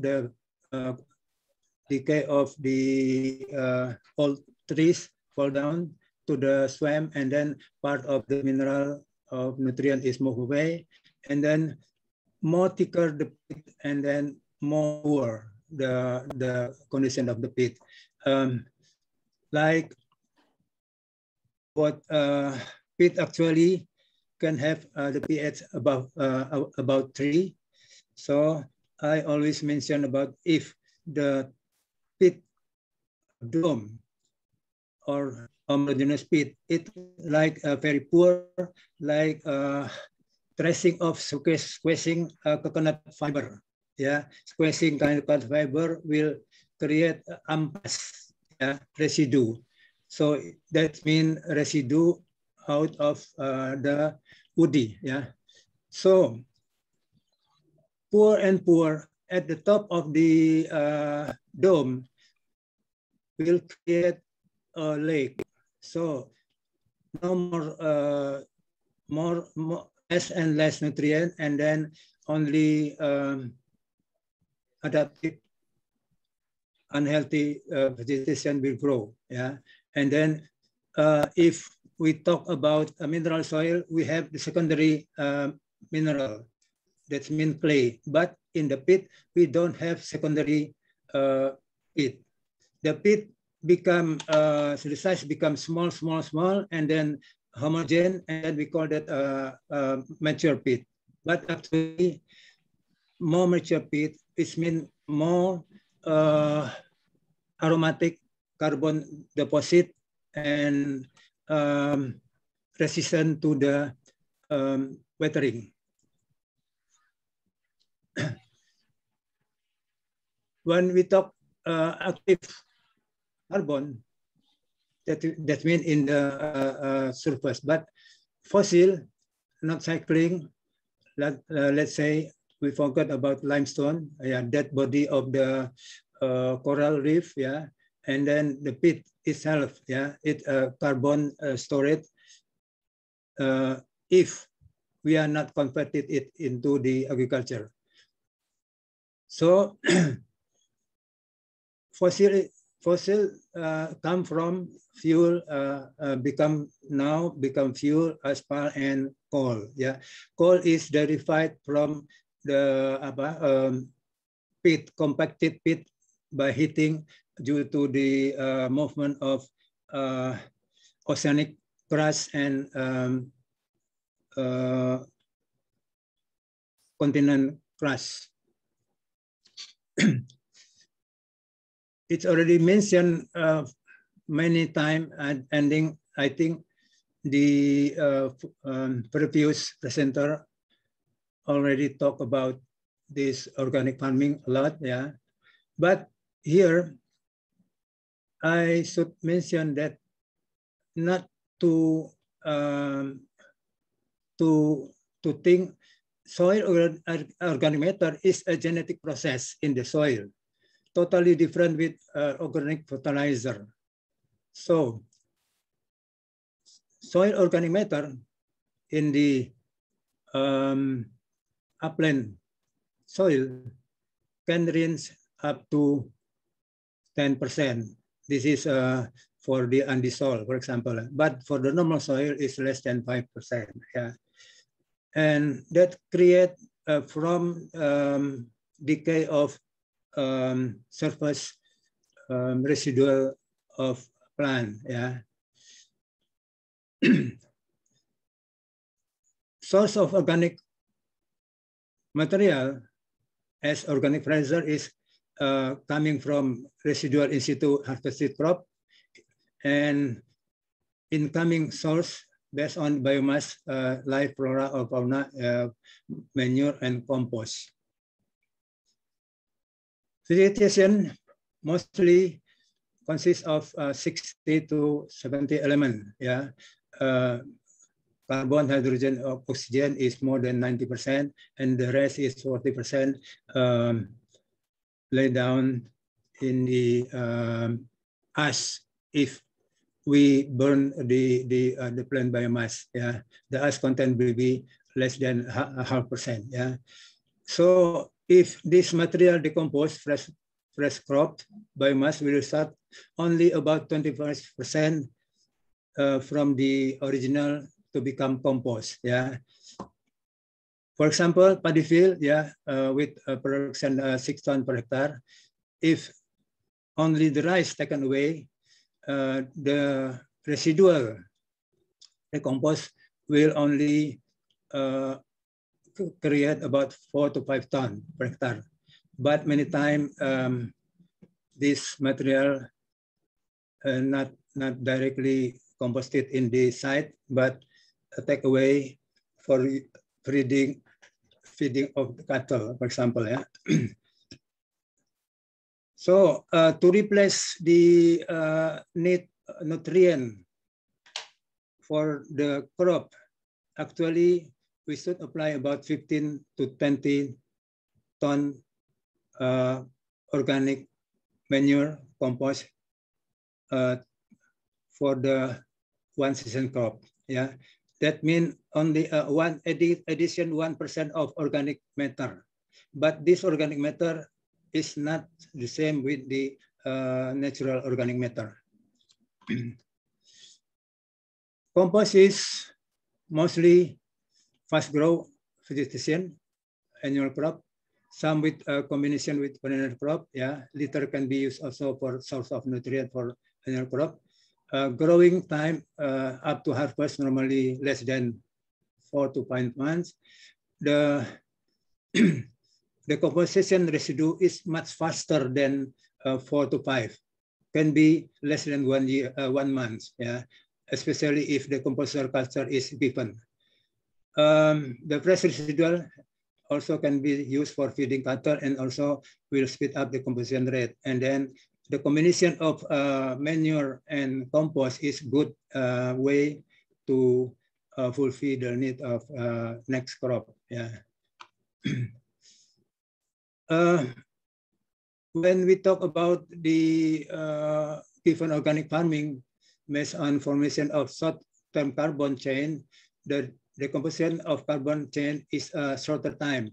This carbon cycle is not related to the issue of global warming. So most of the people mention that agriculture will create global warming, but organic farming and annual crop, except for the paddy field, is not related to the issue of global warming. Yeah. So most important thing is when we talk about organic farming, only 30% of the residual can be used for the next crop. We need to take in about 10 tons of organic fertilizer out of the farm. So to apply 1 hectare organic farming, need about 3 hectares of plant residue. So it's mean not possible to continue in long period in the lot area for the organic farming because the source of residual is limited. We should add outside of organic material. Yeah. So this is my short presentation. I hope that not take longer time that said by Mas Moderator. Thank you. Thank you very much, Professor Somas. You look very experienced in the presenting materials. So you only consume less than 15 minutes. Thank you very much. And yes, for participants, I open the discussions for you. You can grab the chance to open your camera and just please raise hand and I will ask you to convey your idea or to send the questions. And you can put also your question or respond in the chat box. You can ask both of our invited speakers, for Professor Setiawan or Professor Asbaramas, please. If not, I would like to read the questions or response which put in the chat box. Firstly, for Professor Setiawan. Yes, you can read with yourself, but I would like to have to read. that to Professor Setiawan. This question is from Bu Sri Nuriani. One of the cheap ways to mitigate peat fires is to keep the peat wet with lowland rice farming, for example, as well as polyculture. Mentoring and monitoring must always be done because usually after the project is finished, it continues to stall as it has always been. Yes, it needs your response, Professor Setiawan. Okay, thank you, Bu Yani, for, I think it is not a question, but more as a suggestion for us how to continue our programs, not only stop project by project, but the program should be continually done after the project is finished. I think I agree fully with this suggestion from Ibu Yani. Of course, we have to collaborate with other agencies. And the most important thing, we have to also collaborate with local government and also village where we conduct this program. So besides we do some training on technical aspect, how to grow crops and how to manage water, for example.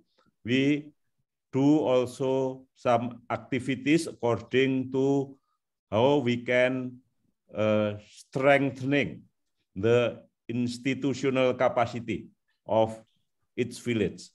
And we develop in some area what we call as Desa Peduli Gambut, village care, peatland care village, where we train not only technical aspect, but also the management of land for the future of the peatland.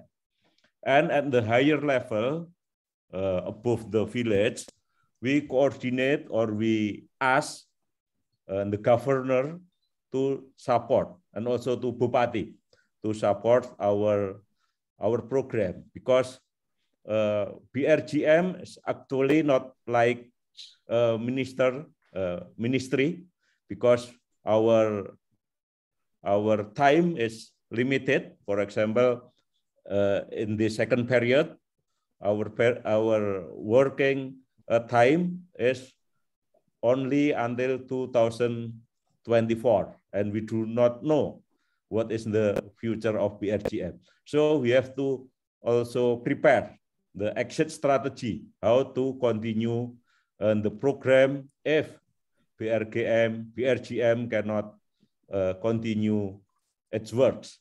Thank you. Thank you very much for Professor Setiawan. Now we move to the second response for Professor Aswar Mas. This question is quite long from Amadeo Santoso.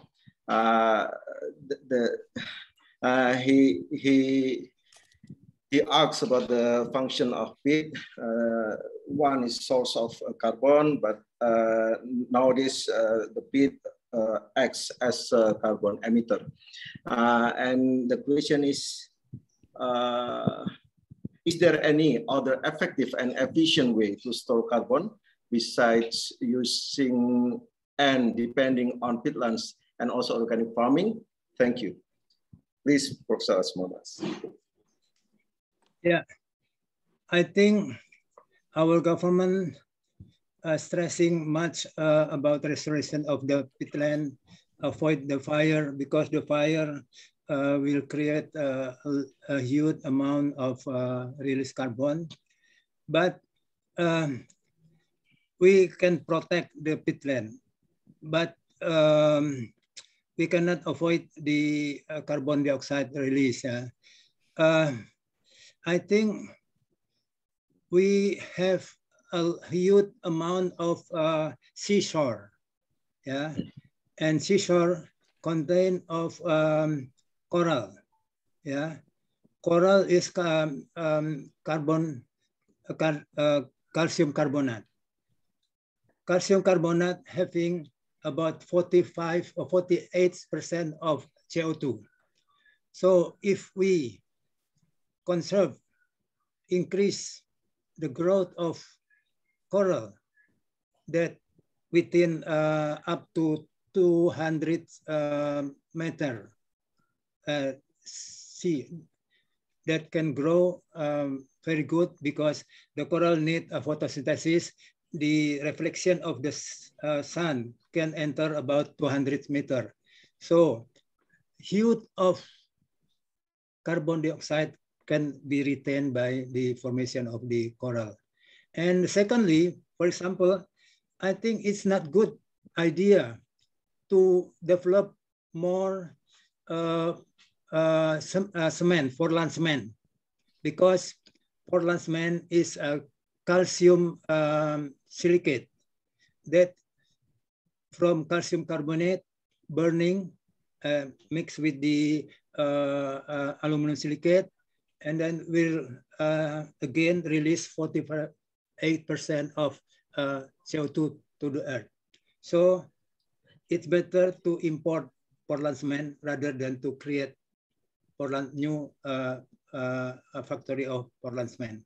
I think this is, if our government agree, is we can say that we develop a huge seashore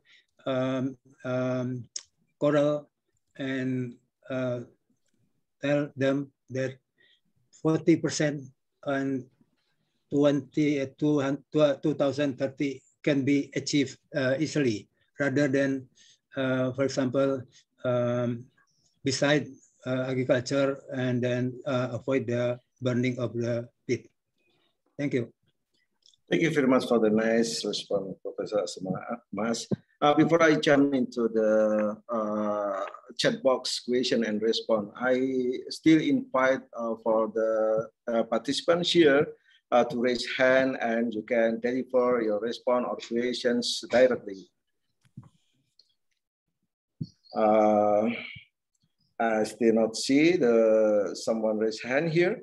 And now we move to the other questions from Sarifatul Wakingah.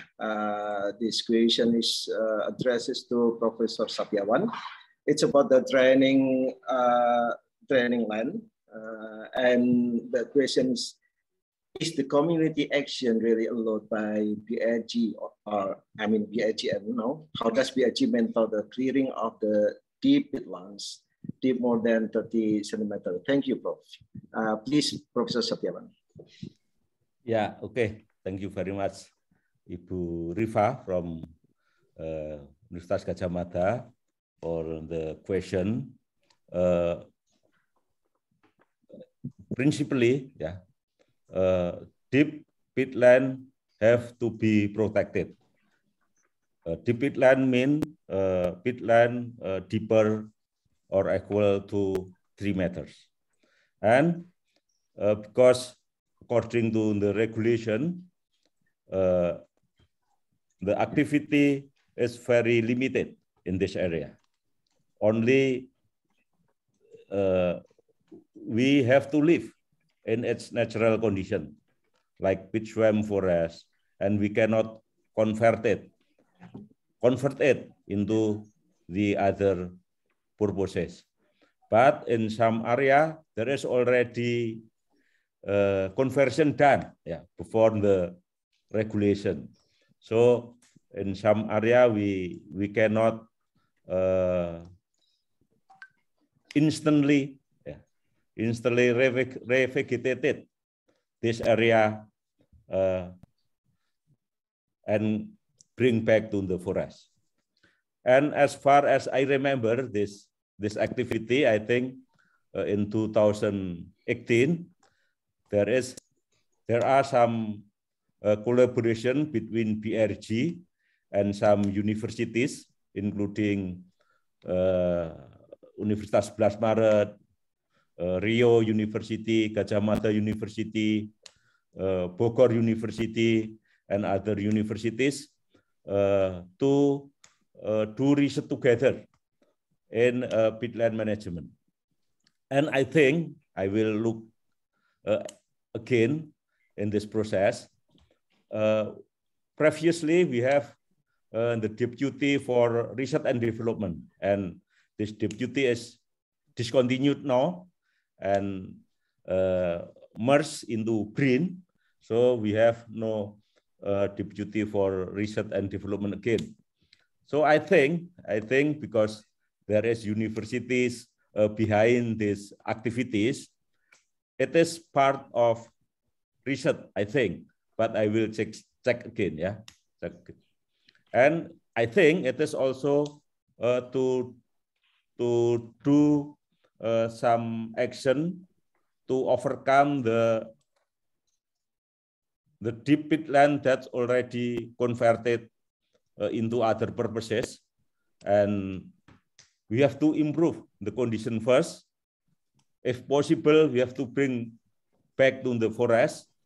If no, we have to find a solution for this deep peatland. Thank you very much.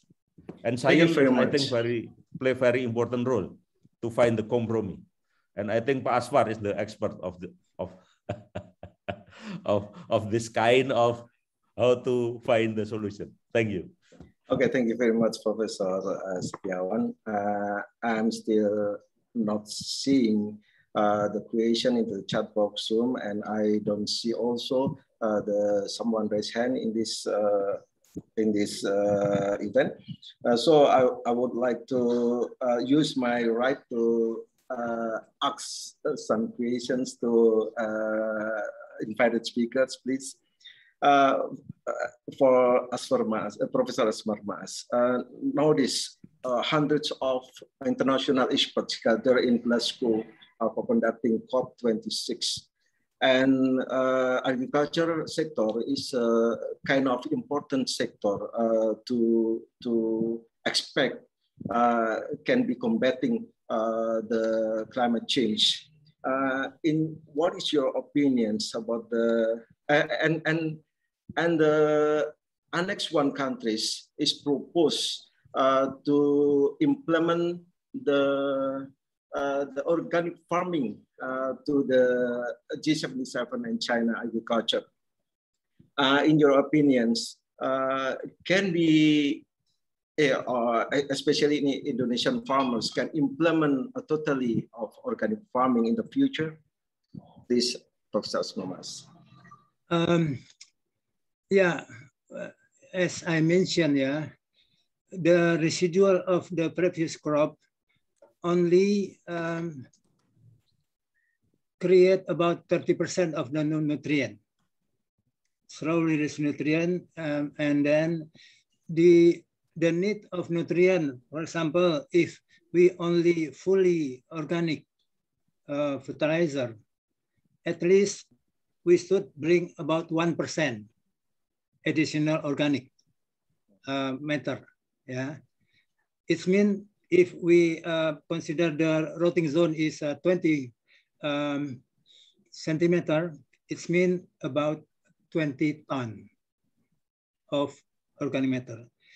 And then the residual 15 to 20, depend on the quality of the compost or manure. Manure can be less, compost can be higher. So it means residual only support 30%. 70% should be supported by other. So if totally organic system apply in all the farmer, it's not possible. Yeah, not possible because from where the additional organic matter come from? So the other side, for example, in Salatiga, we have Enceng Gondok, yeah, can be as organic fertilizer and quite rich because the rooting zone also contains some clay material, yeah, and then the pH can be reached more than 7. This can be used, but only surrounding the area, not possible to enlarge. And also in the old caldera, yeah, for example in Dieng, yeah, we have peat developed from sphagnum, yeah. This is not lignin peat, and then when we observe over there, the thickness of the peat can be reached about 5 meters. And some farmer use this peat for organic fertilizer because in the altitude of more than, let's say, 800, vegetable is the main, and then the soil is allopanic. The mineral fertilizer, especially for the phosphorus, cannot be affected. They use only mainly organic resource of fertilizer over there. But they should apply organic matter and then take it from far away. For example, for the chicken manure, yeah, go up and then put it for for example the fruit or whatever, because the soil will absorb more potassium, phosphorus or anion, and then not available to the plants. That's thank you. Okay, thank you very much for insight answer, Professor Mas. Ladies and gentlemen, we still have last questions, but unfortunately, this question is from Pak Happy Hendrawan from ICRAF, but unfortunately, we reached the last minute of the plenary sessions. And if you have time for speakers, could you please to respond by and put the response in the chat box. And for everyone here, thank you very much for still with us to enjoy the insight, experience, and also knowledge from this both of distinguished guests. And I send my deep gratitude for you, invited speakers, and also for committee. And I close this event by giving you applause. Assalamualaikum warahmatullahi wabarakatuh. Thank you. Thank you. See you. Pak Mas, thank you. Yuk. Terima kasih Pak Satyawan, Pak Kapan Asman. kita jumpa? Ya, sehat selalu. Nunggu undangan touring dari Fakultas Pertanian saya. Oh ya, siap. November, Prof. Oke, thank you. Atau ikut ke NTT aja. Oh ya. Saya milihnya ke Jogja saja. Kapan diundang? Oke, terima kasih. Biar bisa semuanya. offline, sudah kangen Jogja. Iya, oke. This is international event, but the local taste. Oke, thank you. Thank you. Thank you again for the distinguished invited speakers and moderator for the rich knowledge for all attendees. Excellencies, ladies and gentlemen, we have finished our plenary sessions this morning, and now we are going to hold the parallel session. For your information, both for presenter and non-presenter attendees, you might see your screen that we have some rules for the breakout rooms. Please speak, yeah, so we have 4 breakout rooms, and for the presenters, you may aware of the guidance book that have been given by the committee. Please refer to that guidance book so you may enter the dedicated room based on your topic of your paper. For non-presenter attendees, kindly choose wherever the break room according to your interest. So we have 4 topics. The breakout room 1, 2, 3, and 4. And this session for the parallel session will be started soon. So make sure you have prepared yourself and please enter the dedicated room based on your interest. Thank you, and we will see you again for the plenary session at 1 p.m. And again, please kindly refer to these rules for the parallel session, especially for the presenter. The presentation will be shown by the organizing committee during the session, and must prepare for the PPT file on their personal computer to anticipate if something happens. And also, presenters will be allowed to present maximum 10 minutes, 15 minutes, and then will be followed by a panel discussion for 20 minutes. If presenter is unable to attend in person as scheduled due to technical reasons, the moderator will proceed to the next presenter. It means the order may differ from the public's agenda. And once the issue resolved, the former presenter will be invited to continue your presentation. And please turn on your video while doing your presentation. So please, again, kindly enter your dedicated breakout room, and we will see you again in the plenary session at 1 p.m. Thank you.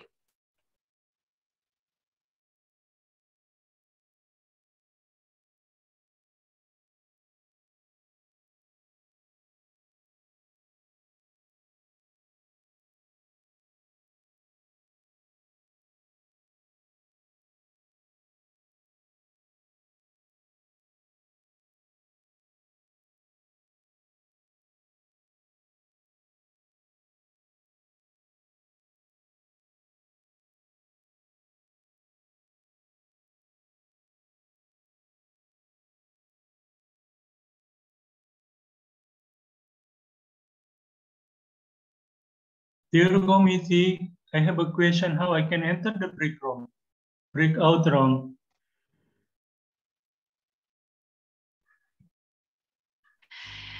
Good morning, Pak Heri. You may refer to your guidance book, Pak, that have been given by the official committee. Yeah, I in the books, in the break room 3, right? The breakout room 3.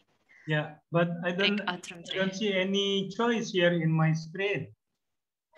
Okay, Pak. Bapak Heri, yeah. Bapak Heri Junaidi. SEF 039. Right, breakout room 3, Pak. Okay. Yeah. Already, okay. Pak. Okay, this one. Yeah. Okay, I got it. Yeah, I joined in this breakout. Thank you. Thank you, Pak Heri.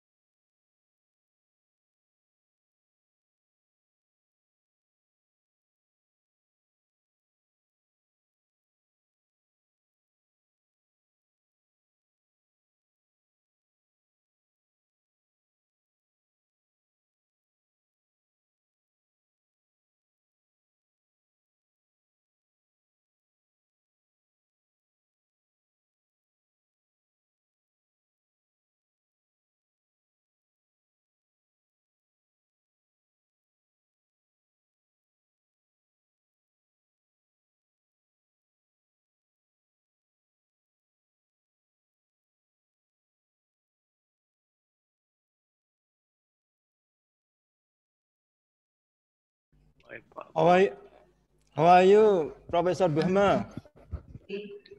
Can you hear me? Oh, masih mute. Still mute, Prof. Yes, still mute. Yeah, I can hear you. Oh, Yeah, clearly. yeah. Good. Good morning. But Good morning. I cannot fit the background. Good afternoon. Oh, yeah. Good afternoon. The background, I don't know how to Yeah. It's okay, no problem. But if you want to change, you can and click the background, record and share, and the left side. But you have already the background, the file. I have it and I opened it, but where I have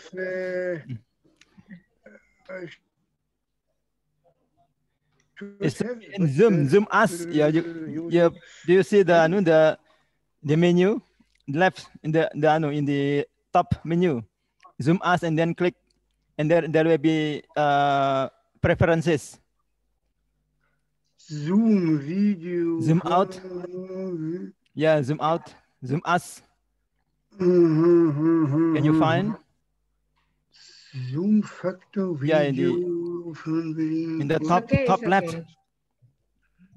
Comment?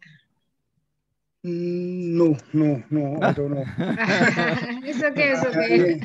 It's okay. I don't know where to do it. What is that? There is this is okay. Yeah, this I can do. Yeah, okay. This is working, but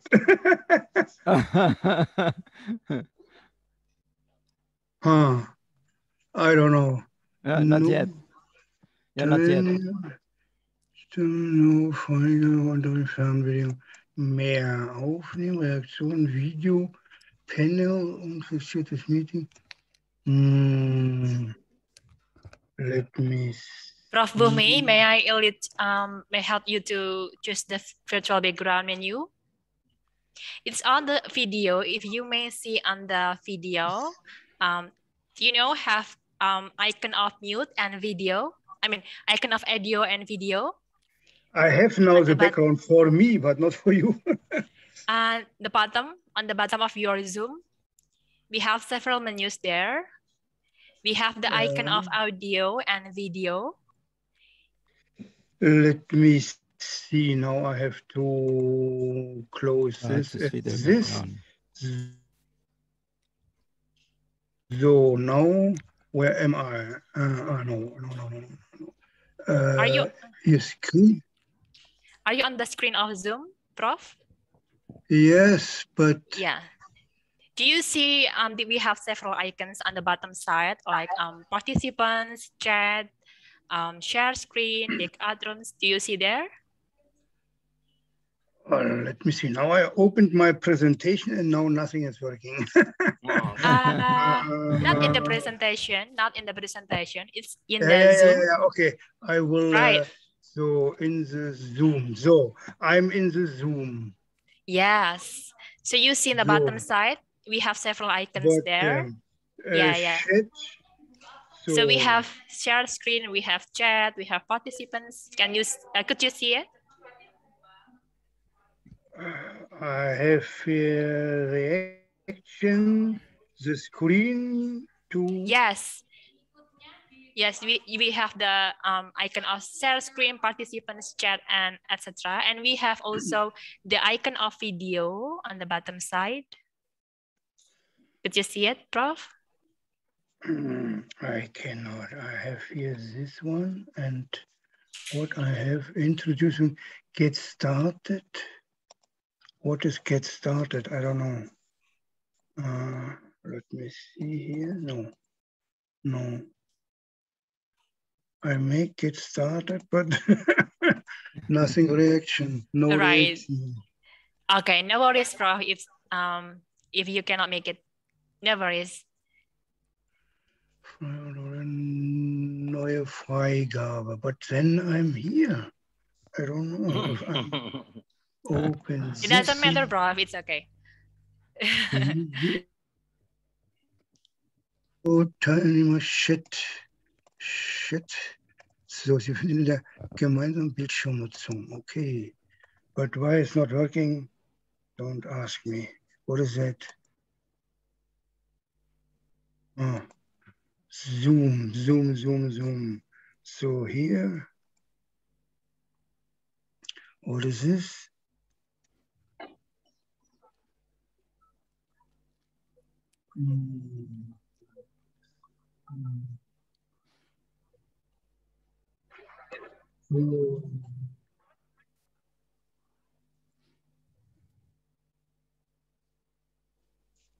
I don't know. No worries, bro. No worries. It doesn't matter, bro. Thank you, bro. I should. No. No, I have here. Let me see. So I should go to German, yeah, Prof. Yes, please. I like to come to you. There is a problem. See, I so should please come. Why? I'm always waiting for you. Avoid all such technical problems. So please, I'm happy to when you come to here. Yeah. Yes, it is much better than this technique. No, I have so different systems, different countries. Yeah, maybe. Yeah, probably. Yeah, it doesn't matter. No problem. Yeah. So you are still working at home? Yes. Yeah, this I'm doing at home. No sense to go 25 kilometers. Okay. To Yeah. Present it in the early morning. Oh yeah. So yeah. It should be 9 o'clock at your time, right? Okay. 9 o'clock at your time now. Good.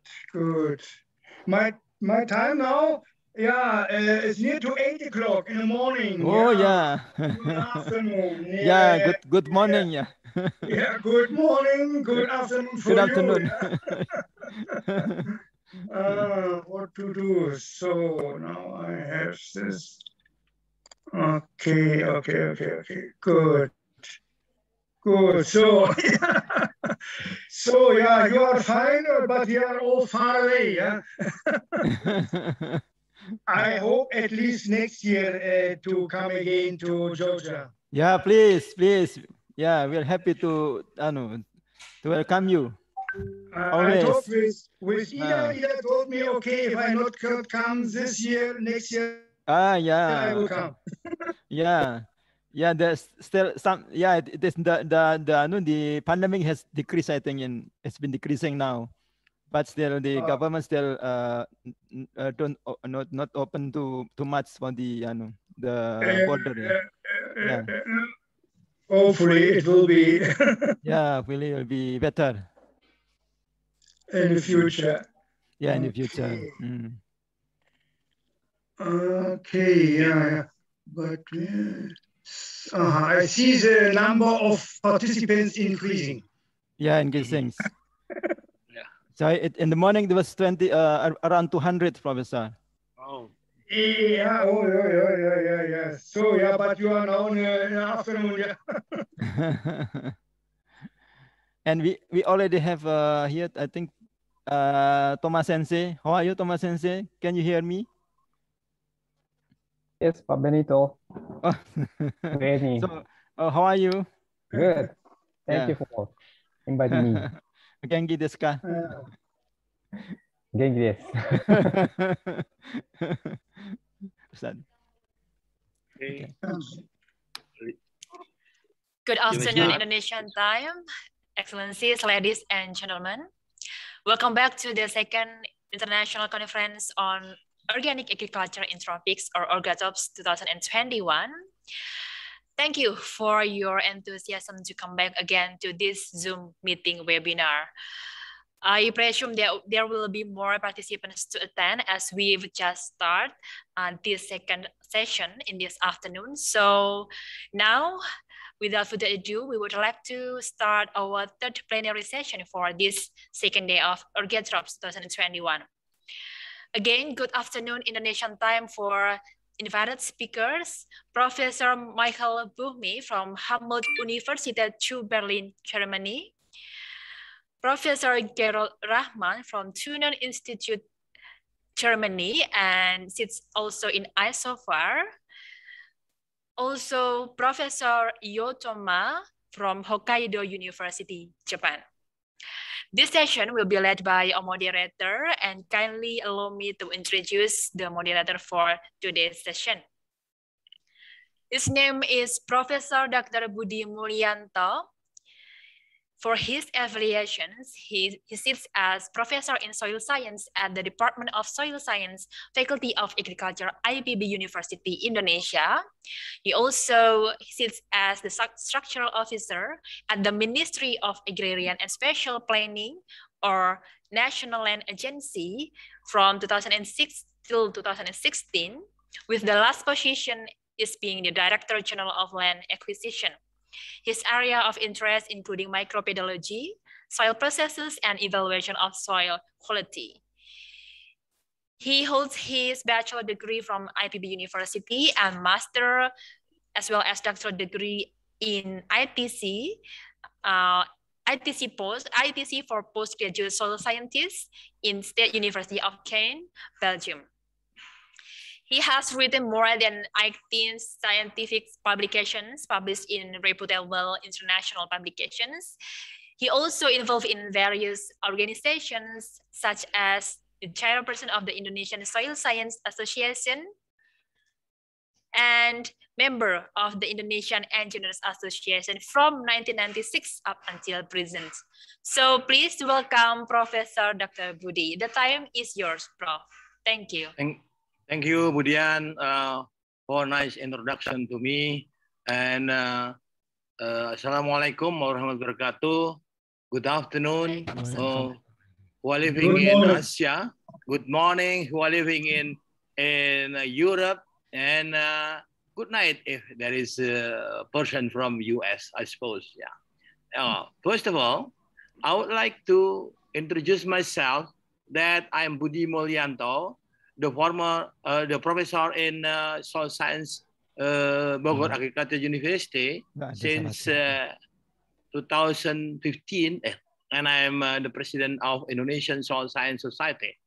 In this occasion, I got tasked from the ORGATROP committee to be moderator of the session 6 from 13 to 14:30. And it is, I suppose, it is hard time.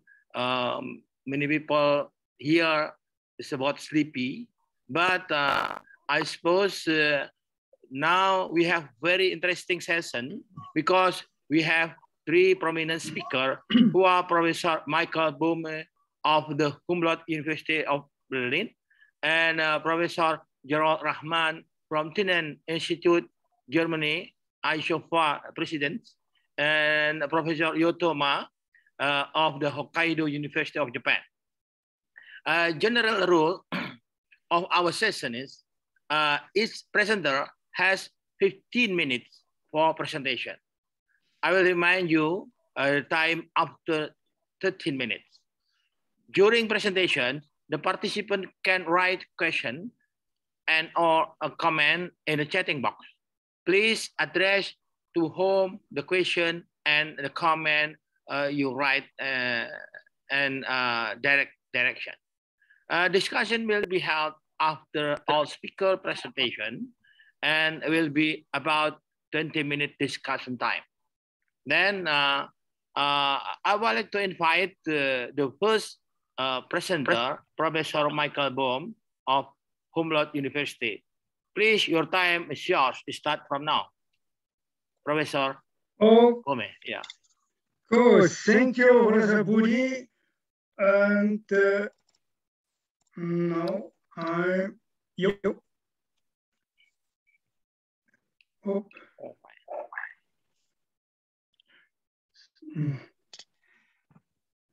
so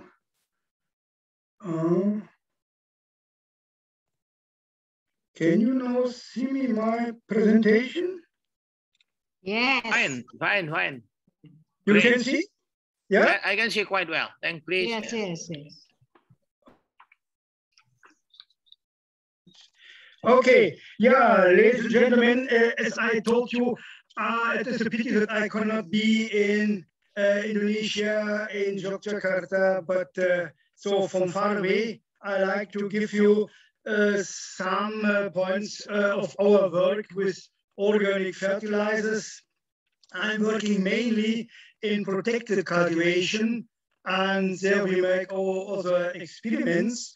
And one of my tasks is to introduce Asian vegetables and herbs in the production in greenhouses in Europe. So, and yeah, we came to the point that we should work more also with organic fertilization. Normally in hydroponic systems, what we are using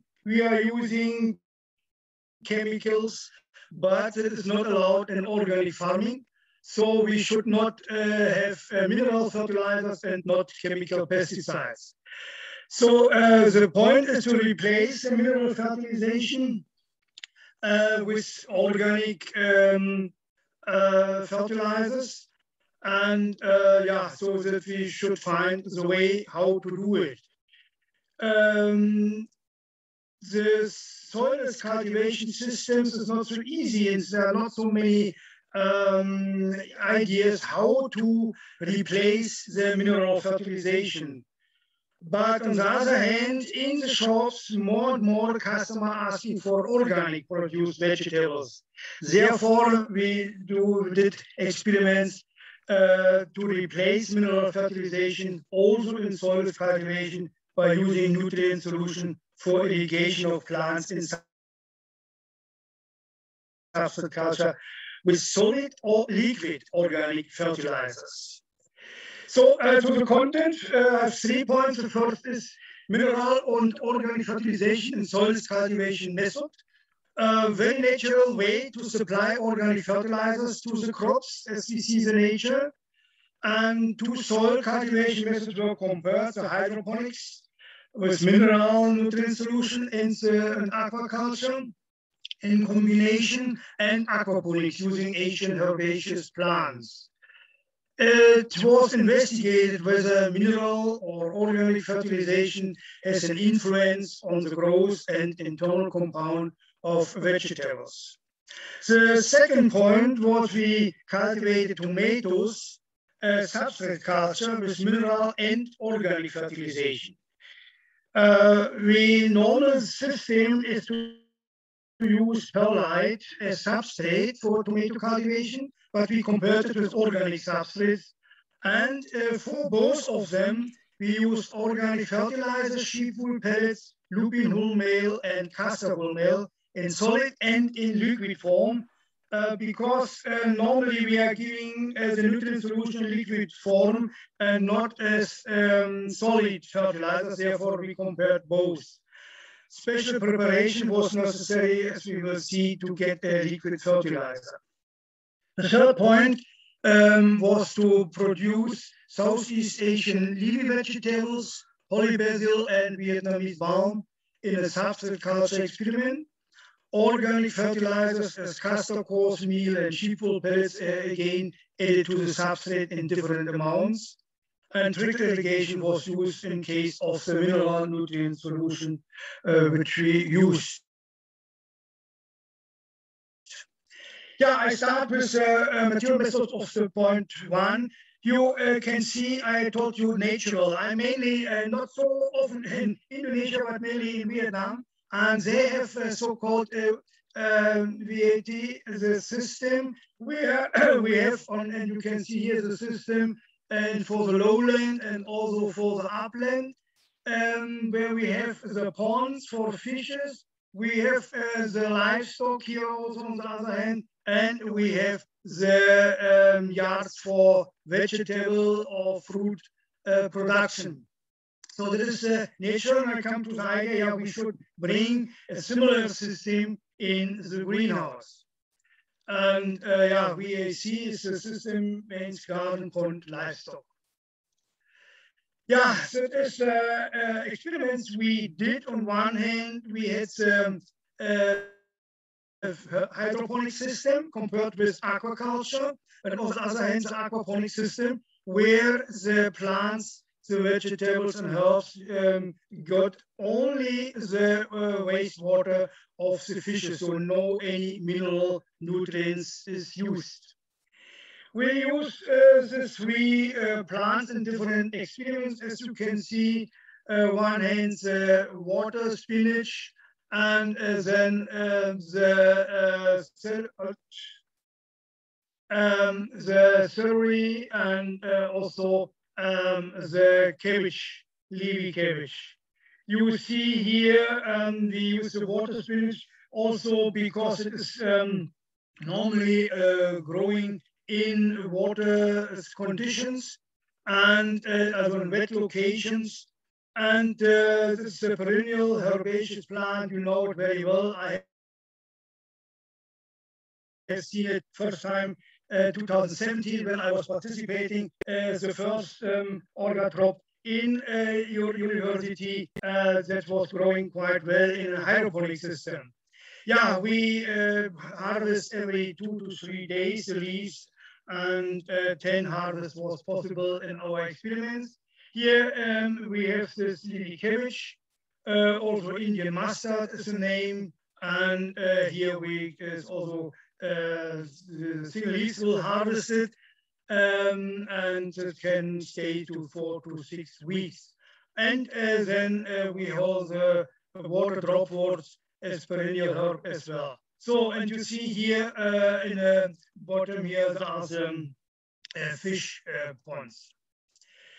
The other experiment, what we did, I mentioned with tomato cultivation here shortly, is a material method in our experimental station. Two substrates were used, as I mentioned, perlite and grammoflora, so organic substrates. And we use here as organic fertilizers the sheepwool pellets, the lupin hummel, and the castor hummel. And we use it in solid and as liquid fertilizers, as you can see here with different amount, and all was compared with mineral nutrient solution with 200 milliliter in the day. The third experiment here with organic fertilization of Asian herbaceous vegetables, we use here the holy basil and Osmium sanctum, and the Scholzia ciliata, Vietnamese balm, in pots in organic substrates. And here also we do at this organic fertilizers. And I selected this organic fertilizers like castor hummel because normally they are used, at least in Germany, in organic farming. And so compared with the mineral nutrient solution, here you see the amount we compare for the mineral nutrient solution. And so with the pH and EC value. So yeah, these are the two plants we were looking for. I found also, I hope it's the right name, for Osmium sanctum Kemangi, India, and Scholzia ciliata balsam, Vietnam. And now two results on discussions. We come to these three topics. The first, mineral and organic fertilization soil cultivation with hydroponics and aquaponics. We talk a lot in the world nowadays about aquaponics, but not thinking that is a way of organic farming. So that we use as this method. Yeah, we had over here the water spinach and water celery, and compared with hydroponics and aquaponics. Here the first data you see for the height of the plant and fresh matter, we have no significant difference between hydroponics and aquaponics. What, in my point of view, is positive for the aquaponics if you have no such differences to the hydroponic with mineral nutrient solution in height and in fresh water for two plants. Yeah, now coming, our task was for several experiments to see the content of the internal compounds as chlorophyll A and B, and also carotenoid and vitamin C. And here also for water spinach and leaf mustard. Yeah, interestingly, in case of water spinach, because it's growing much in water in natural situations, we have a very high chlorophyll A in aquaponic system, significant different, and also in case of carotenoids and vitamin C, a very big amount. We could not see significant difference. What also, as I said already, more or less positive for the aquaponics, that we have no reduction in this important internal compounds. Yeah, also we were seeing the mineral content in these two plants, water spinach, water celery. Here you can see in case of nitrogen, significant difference, positive for aquaponics. What is not so positive in general, because we like to have a low nitrate content in our leafy vegetables, but it's not too high. And yeah, and the other sometimes non-significant differences. Okay, with water celery, we have a higher content in calcium and magnesium, as you can see here. So there are differences between the mineral, nutrient, and the organic from the aquaponics. Yeah, now I come to the second point, tomato cultivation in greenhouse as substrate culture with mineral and organic fertilization. Here you can see all the treatments, all the variants of always organic substrate and perlite we convert. First here with mineral nutrient solution, and then the solid sheep wool pellets. And later on, you see here the liquid sheep wool pellets, and also with lupin and with castor wool meal. There's a solid fertilizer as here as liquid fertilizers. Yeah, we have some differences in leaf area and plant fresh matter. In case of fruits per plant, you see here the highest significant difference in mineral fertilization using organic substrates. Excuse me, Prof. Bohm, yeah. 50 minutes already running. Yeah. Okay. And now here we have then in organic substrate solid lupin as a significant positive, and also the castor wool meal. Yeah, we also measured the nitrogen, phosphorus, and potassium. You see, interestingly, that with organic fertilization, the phosphorus content is the highest in different to others. Now I come to the third Asian vegetables with this different treatments. Here, significant highest result we have in leaf fresh matter, stem fresh matter, in mineral fertilization, lower in sheep wool and castor wool meal. Also plant height is the highest. In case of the content of the different minerals, the nitrate here, we have mineral fertilization the highest. Interestingly, also here, phosphorus has the highest content in the castor wool meal. And case of the Vietnamese balm, the Schulze ciliata, also significant highest results in mineral fertilization, leafy fresh matter and stem fresh matter we have. And also in case of the mineral content here, we have the highest mineral fertilization, but also in case of phosphorus in the wool castor wool meal. So I come to the conclusion. First, it is possible to fertilize vegetables with organic fertilizers as in the aquaponic systems, but it was visible a different reaction of the crops fertilized with organic or mineral fertilizers. The pH value is mostly too high for optimal growth of the plant, as water spinach or other leaf vegetables, more investigations are necessary to find solutions without to harm the tilapia fishes we use. It was determined a positive influence of aquaponics on growth conditions and some internal compounds. For example, the content of chlorophyll, A and B carotenoid, vitamin C in the leaves of water spinach was significantly higher in aquaponics. New methods of fertilization of plants in substrate culture have to be developed. Maybe the organic fertilizer should be activated microbiological before using as fertilizers.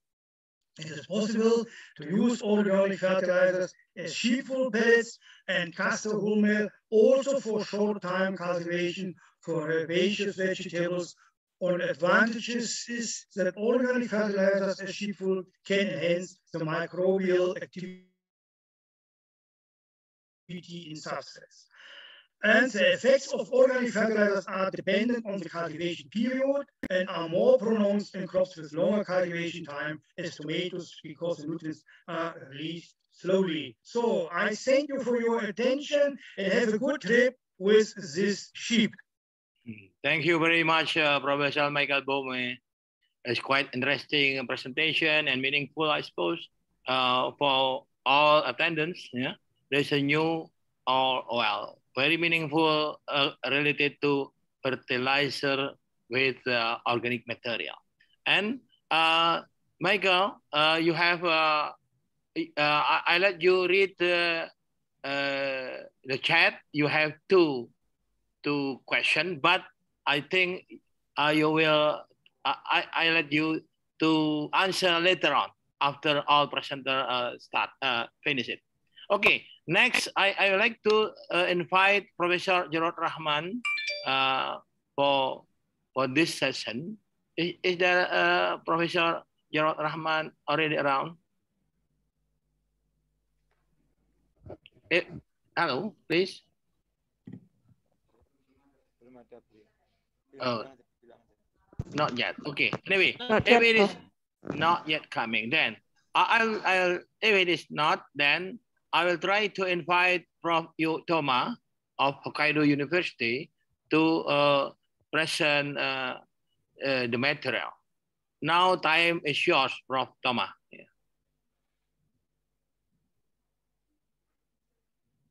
Yes. Yes, Can you please. hear me? Yeah. Yes, please. Okay. Can I share my slide? Yes. Okay. Fine. I can read quite well. Okay.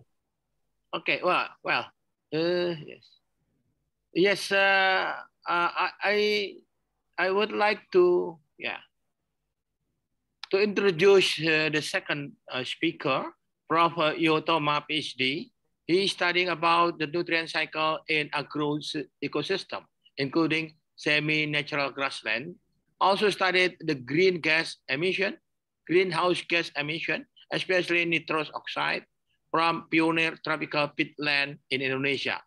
Recent research interest is about the nutrient dynamic, carbon cycle, greenhouse gas emission, and plant response associated with the application of organic resource. Okay, now time is yours, Prof. Toma. Yeah. Okay, thank you, Chairperson. Good morning, good afternoon, good evening, ladies and gentlemen. I'm Toma in Hokkaido University, Japan. Today, I will talk about the carbon and greenhouse gas budgets and yield characteristics in under the ultra low investment like cultivation using the green manure. The study was conducted excuse me, could you share your material? I think,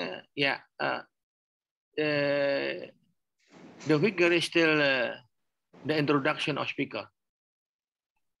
Introduction. Oh, yeah. Of course. Yeah, okay. Of course. Thank you. Yeah. Yeah, this is my former yes, the study conducted in former organization. Yeah. So, The organic rice farming is called as one of the safe and environmentally friendly rice cultivation. So since no any chemicals are used, such as pesticide, herbicide, and chemical fertilizer, nutrient load is lower and soil organic carbon increased, which also improves the soil fertility, such as nutrient retention and the stocks, and also increase the biodiversity, and also works for the atmospheric carbon sequestration. However, I think is that organic rice farming very environmentally friendly rice cultivations, because in the case of organic rice farming, utilizing the green manure, higher methane emission were reported. In the case, in the rice fields receiving the Chinese milk batch as fertilizer, methane emission increased in 942%. Also, in the case of white clover, it increased more than 1,000%. As you know, so the environmental condition is suitable for the production of methane in the paddy field because of the reduced condition. Under the reduced conditions, methane was produced from the soil carbon via the rice stems to atmosphere. Therefore, the application of organic carbon in rice paddy field increases the methane emissions. So that figure shows the contribution of the different greenhouse gases to global GHG emissions. So the methane emission from the rice cultivation is estimated to contribute 3.4% of global GHG emissions. In the IPCC report, methane concentration in atmosphere is predicted to increase continuously in most of the scenarios. Therefore, the reducing methane emission is critical issue in organic rice farming to ensure the environmentally friendly cultivation techniques. So the objectives in this study conducted in the rice paddy field managed by long-term organic farming with low investment are evaluating the net greenhouse gas emissions, including carbon budget and brown rice yield. Also, to reduce methane emission from the fields and remaining brown rice yield, we evaluated the effect of early incorporation of green manure and mid-season drainage. So the study was conducted in Ehime University Farm, located in southwestern Japan. Here, Tokyo is here.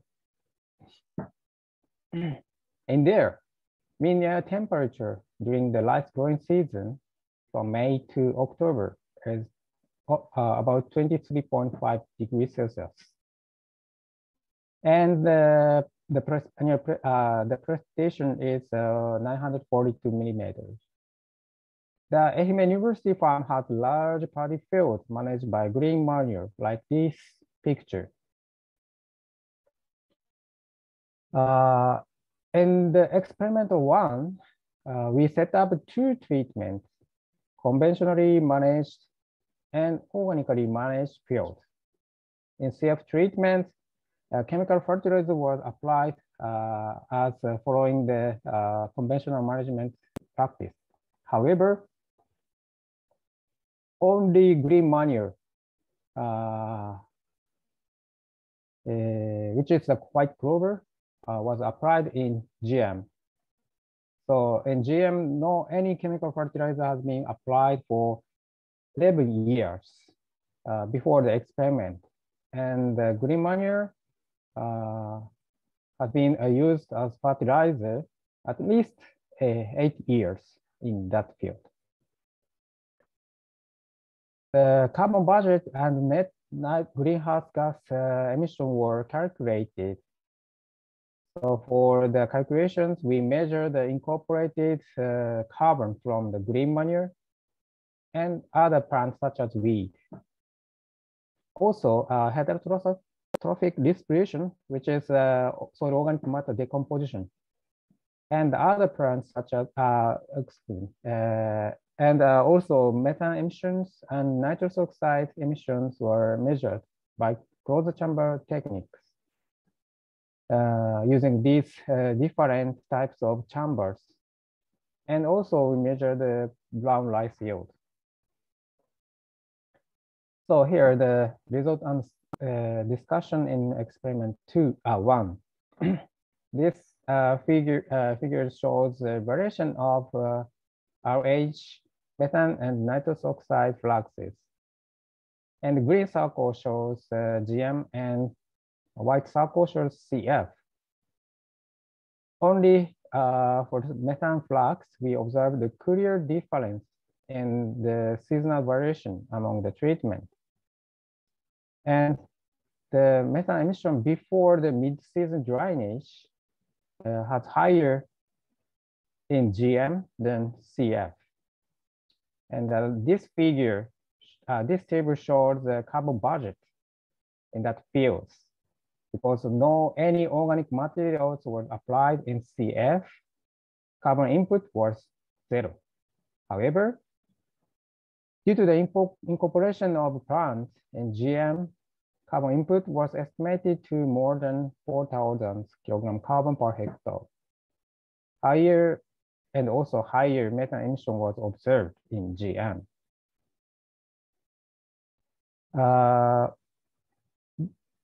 Carbon budget in GM was positive.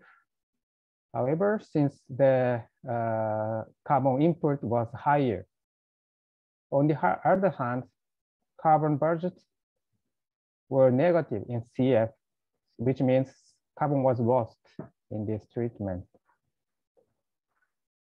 However, the result of NHGE are the contrary.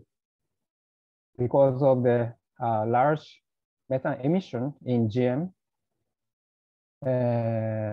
NG80GE was higher in GM than CF, which means green manure application as a fertilizer can enhance global warming compared to the conventional management. So in this experiment 1, brown rice yield was significantly higher in CF than GM. Therefore, to keep the advantage of organic farming in this GM treatment, reduction of methane emission is essential, we say. So in the experiment 2, we try to reduce the methane emission by managing the timing of green manure application and mid-season drainage. If the green manure is incorporated into soil more earlier than usual, I think more lower organic matter is incorporated, and the organic materials will be decomposed during the until the rice cultivation. So we set up 2 treatments with 1 week and 3 week earlier incorporation of green manure here.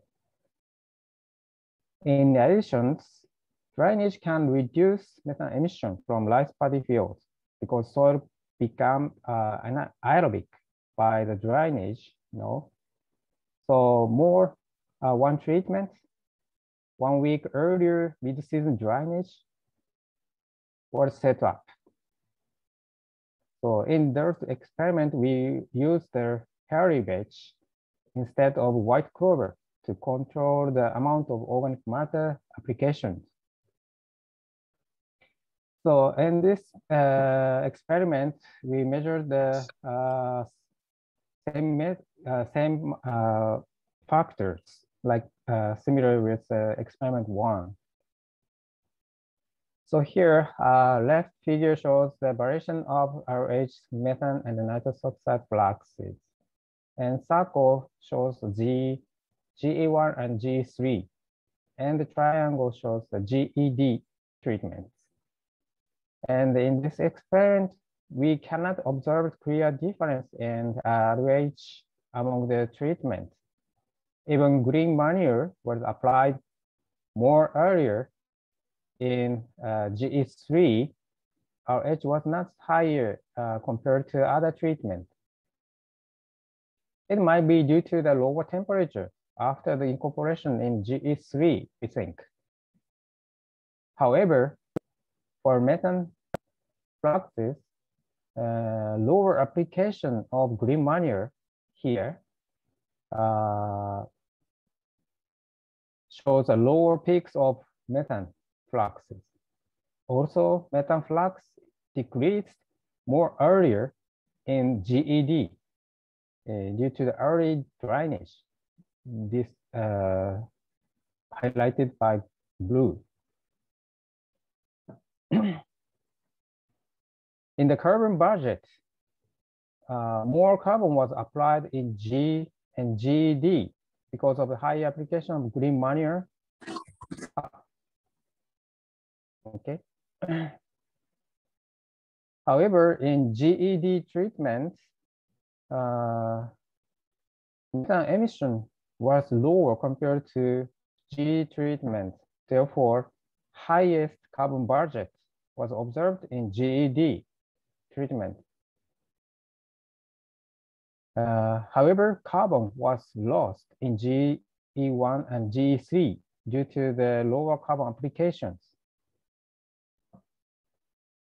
So the left figure shows the net greenhouse gas emission in experiment 2.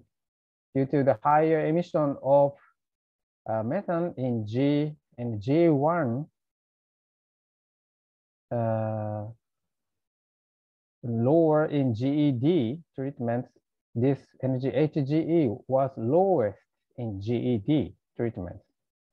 So 1 week earlier drainage can effectively reduce the greenhouse gas emission with increasing carbon in the field. Professor Thomas, 13 minutes already running. Okay, thank you. Also, in GED treatment, brown rice yield was higher compared to other treatments.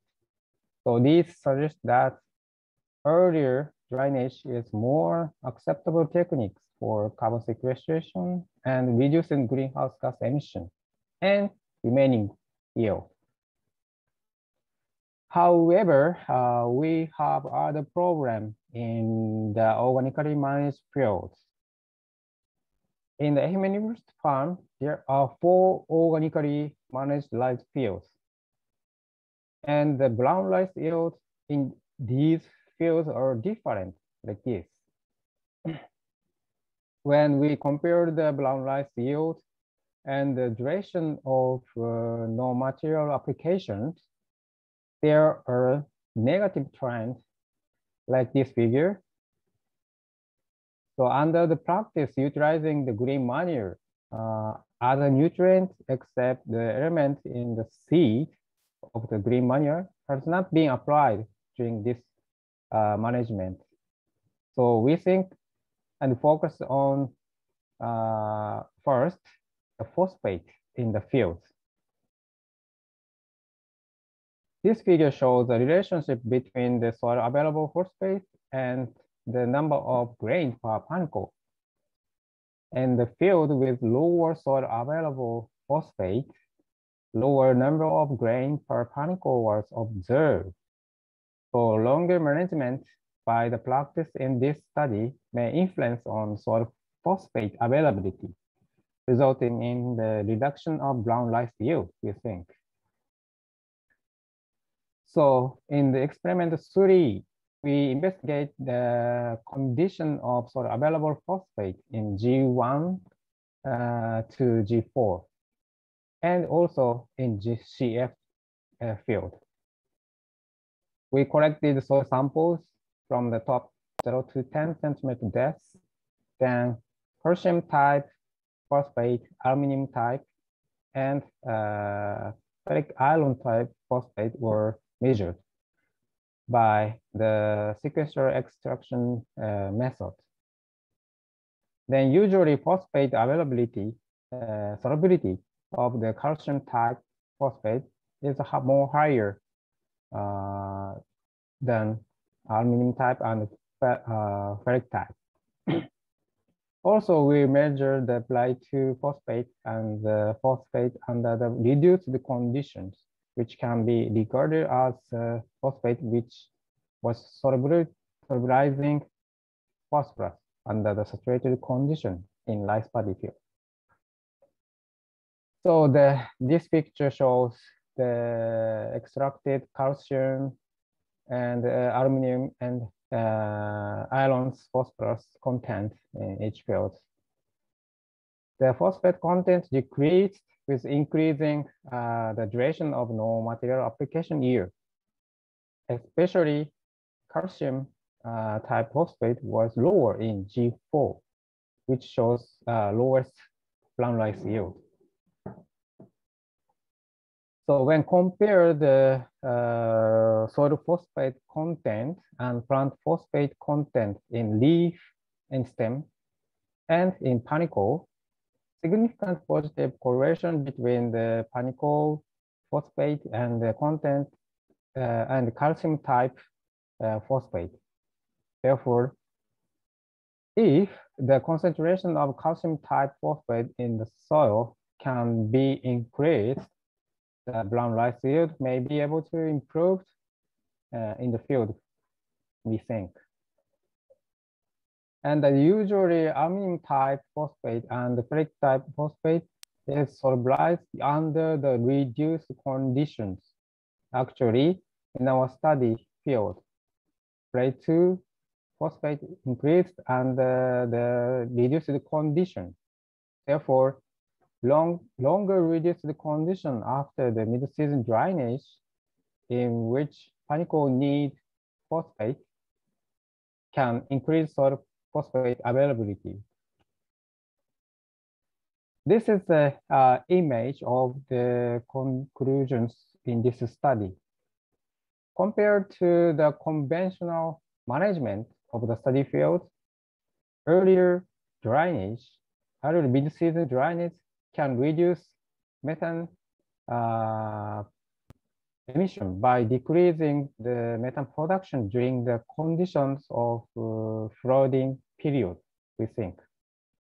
The area shown by red. Also, earlier mid-season drainage will start the irrigation more earlier after the mid-season drainage. That means more reduced soil condition can be established in late greening season here. So the practice bringing out the potential of phosphate supply from the soil and improve the brown rice yield, we think. However, proving this prediction is our future challenges. So this is the final slide. Thank you for your attention. Okay, thank you very much, Prof. Thomas, for quite nice presentation dealing with emission of methane and related to phosphate absorption and production, of course. Yes, quite interesting. You have some question. Let's check the chat. I think you start to prepare your response. By the way, I would like to let the committee, because you see Professor Rahman didn't come and he sent the file of presentation. Then I think let's please, no, time is short, Budian. Yeah. Thank you, Prof. Budi. So we have the recorded video of presentation from the Professor Gerald Rahman. So we will present the recorded video from Professor Gerald Rahman to the attendees.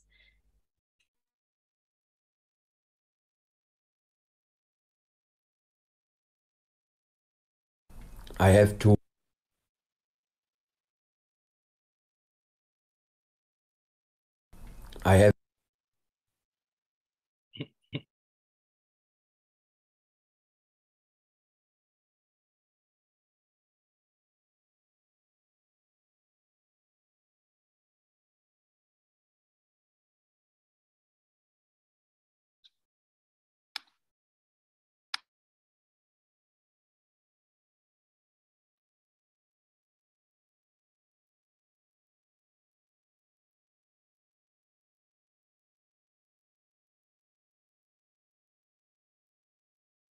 Germany, it's early morning and it's still dark.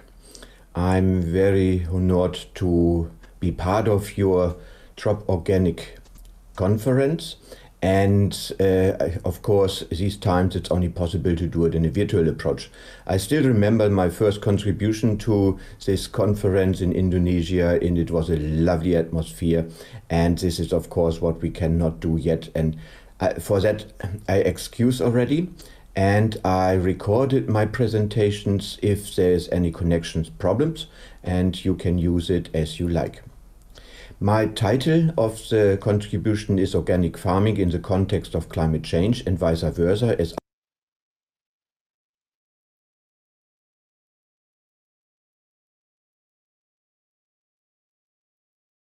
as others probably already have done. And let's say a subtitle, it is very clear for us, climate will change, and I'm very clear, organic too.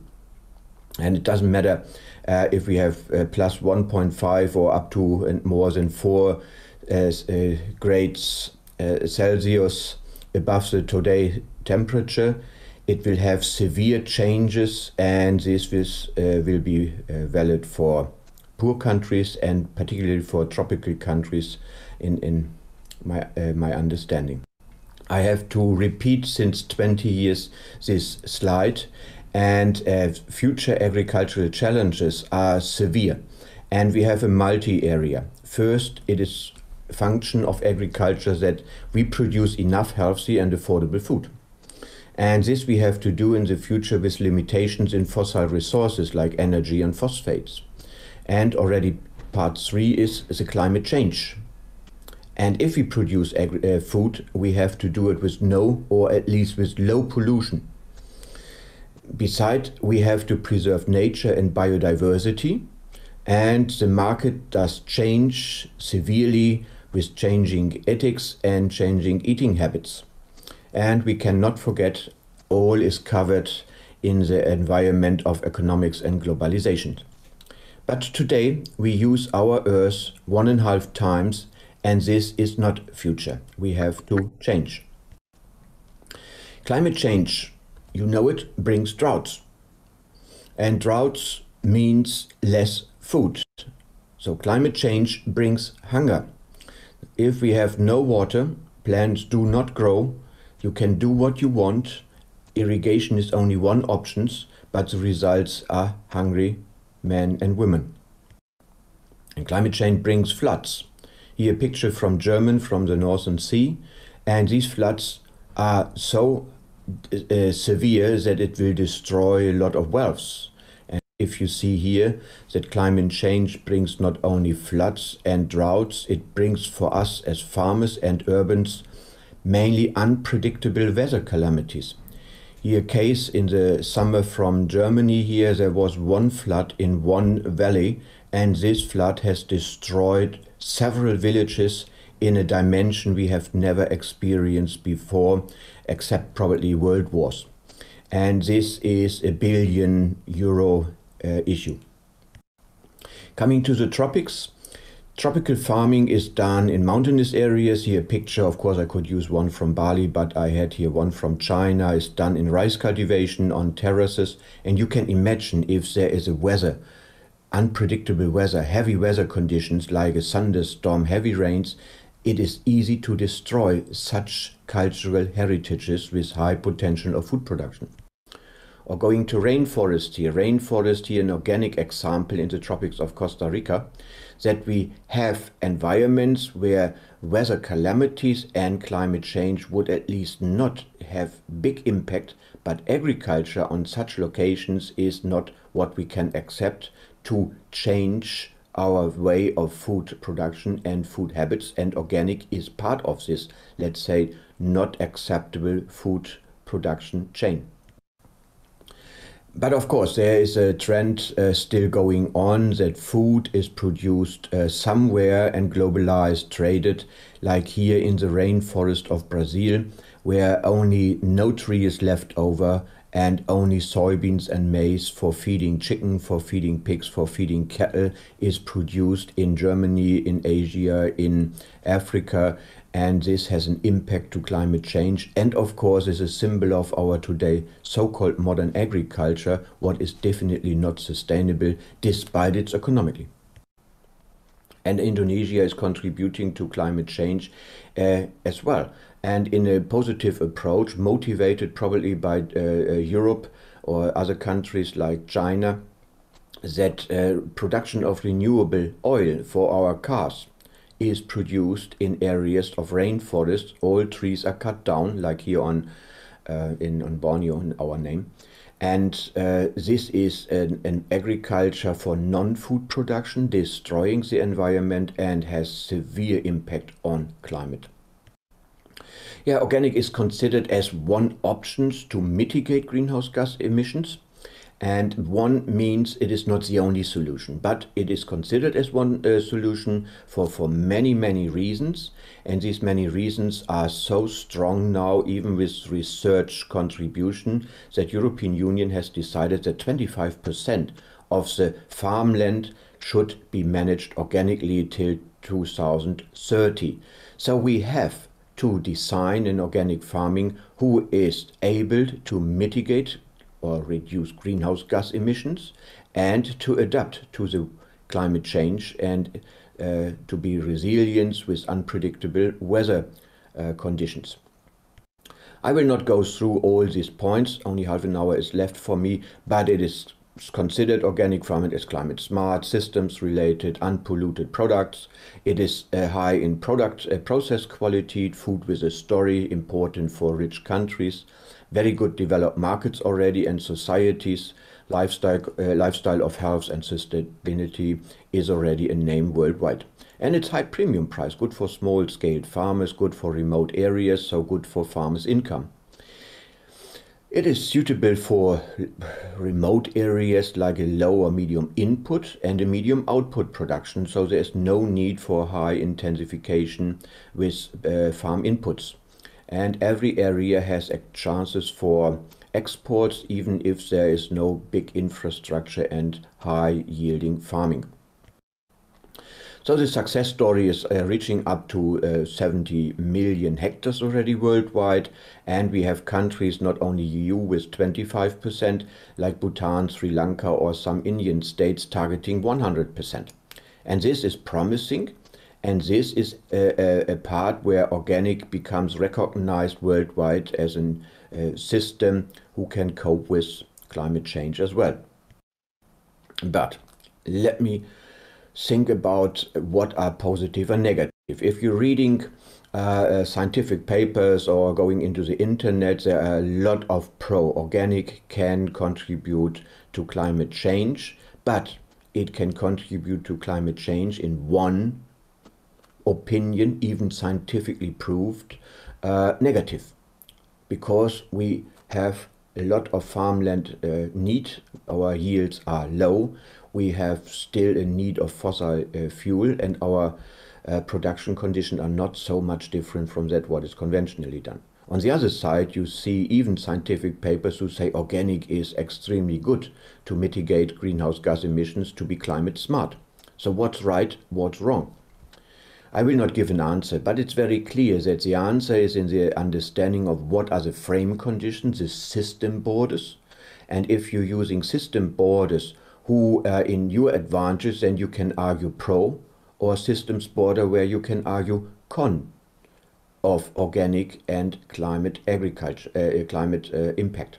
So it's very often a tricky issue if you have a pro or con argument, and as scientists we should be very clear that these tricks are not our interest. This is the interest of the business or even of associations. Here 2 examples from Germany.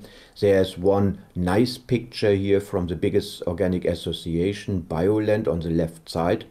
And their image is a nice landscape, small-scale farming with 7 targets, including climate smart. And it looks like a nice world we find in children books and we find it in the movies.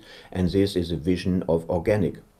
On the right side, you see a picture of an industrial company, of a supplier for milk equipment, and they have a picture how to produce a lot of milk with very limited space, extremely climate smart, using the methane for biogas, using greenhouse gases, but it's a globalized system here, and these both visions are in contradiction, but both are valid and both are going ahead. So coming to greenhouse gas emissions and farming, there are several systems elements who deliver to be a sink for greenhouse gases, so organic matter in the soils, or a source of greenhouse gases, and this is of course rice production and ruminant keeping. And if we calculate it all in total per farm or per region, we can say farming is plus or farming is minus, so that means a sink or a source of climate gas. But what we know scientifically is if you calculate all elements of a food chain, that farming itself is contributing 1/3 of all emissions of greenhouse gases. And if we consider only farming in the food chain, it is already 13%. And that means farming is a source of greenhouse gases and we have to reduce it severely. And one element is, of course, if we're going organic, and organic means no mineral fertilizer, easy releasable in the soils, the plants we produce are usually more with roots, and more roots means more carbon sinks in the soils. This is already a positive element. But if we compare it in one production like wheat, and we can say in wheat we are a source of greenhouse gases, so we emit more than we collect, and organic is not well developed. You can see this here with wheat in organic. So we have wheat production who are extremely climate friendly, but we have even wheat production who is really very bad in climate issue. So it's very often related to the management. If we're coming from a single product and we're going to a crop rotation, what we always do in organic, we can see that even conventional, very intensive production can be extremely good in greenhouse gas emission reduction. If we see organic, it's in average lower, but you see the borders here that organic can even in crop production be much better than conventionally, but even worse than the average of conventional. So as scientists, we did a lot of work in the climate impact of organic farming, and we do it in a modeling here. I will not go through all these details, but we can go farm to farm in this, let's say, measured and not just calculated circles here, sustainability and cycle approach. And if we come here to a result that is a carbon collection here, that means this farm here is positive for climate change, for climate gas collection, so as a sink. But this depends usually how you manage animal, how you manage plants, and it can be even vice versa. So this is a scientific way, but it's much too complicated to afford this and to do it on any farm. So you can do with easy management issues high impacts to climate change. It can be negative, it can be positive. Let's just talk about N2O. N2O can be done properly, and and you can do it really bad. Coming to milk, we work mainly on milk production because it's one of the main products in Germany, in our region. And there are several studies who did it with conventionalists in advantage, so that is green highlighted here, Or we did a measurement throughout Germany where we found it's better than conventional to do it organic. But the differences are very little, not convincing that it's really a solution for combating with climate issues. So we have to do something, and we thought a lot about how to become carbon or at least fossil-free farming. Fossil-free means no renewable energy, fossil energy, but that's not enough to be carbon-free. And that is the overall goal of the Earth, of all the countries, and particularly in Europe. And carbon-free can't be, for some cases, of course, with horsepower or a lot of work done by humans here in vegetable production.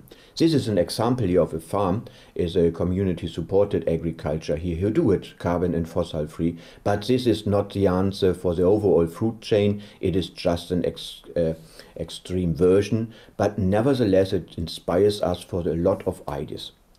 We do research on the approach of carbon-free for milk production, and we do it in the understanding that organic farming here in the case of milk production is not able to be carbon free. It is carbon free only when we add to our production shrub or tree production, so forestry. So with tree as a sink for carbon gas, we can calculate that a milk production is possible to be carbon-free when we have on this farm also not only grassland or cropland, but even forest.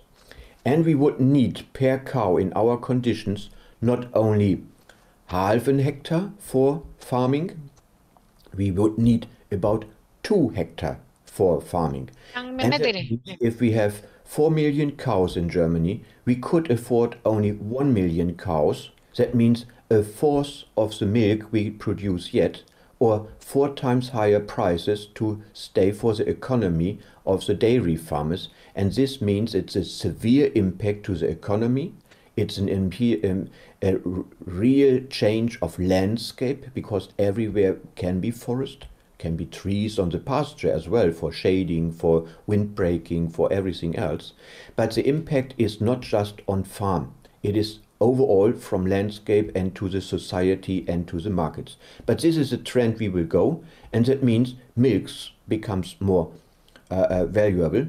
It becomes a premium product, and it should be not wasted for many products we would not need.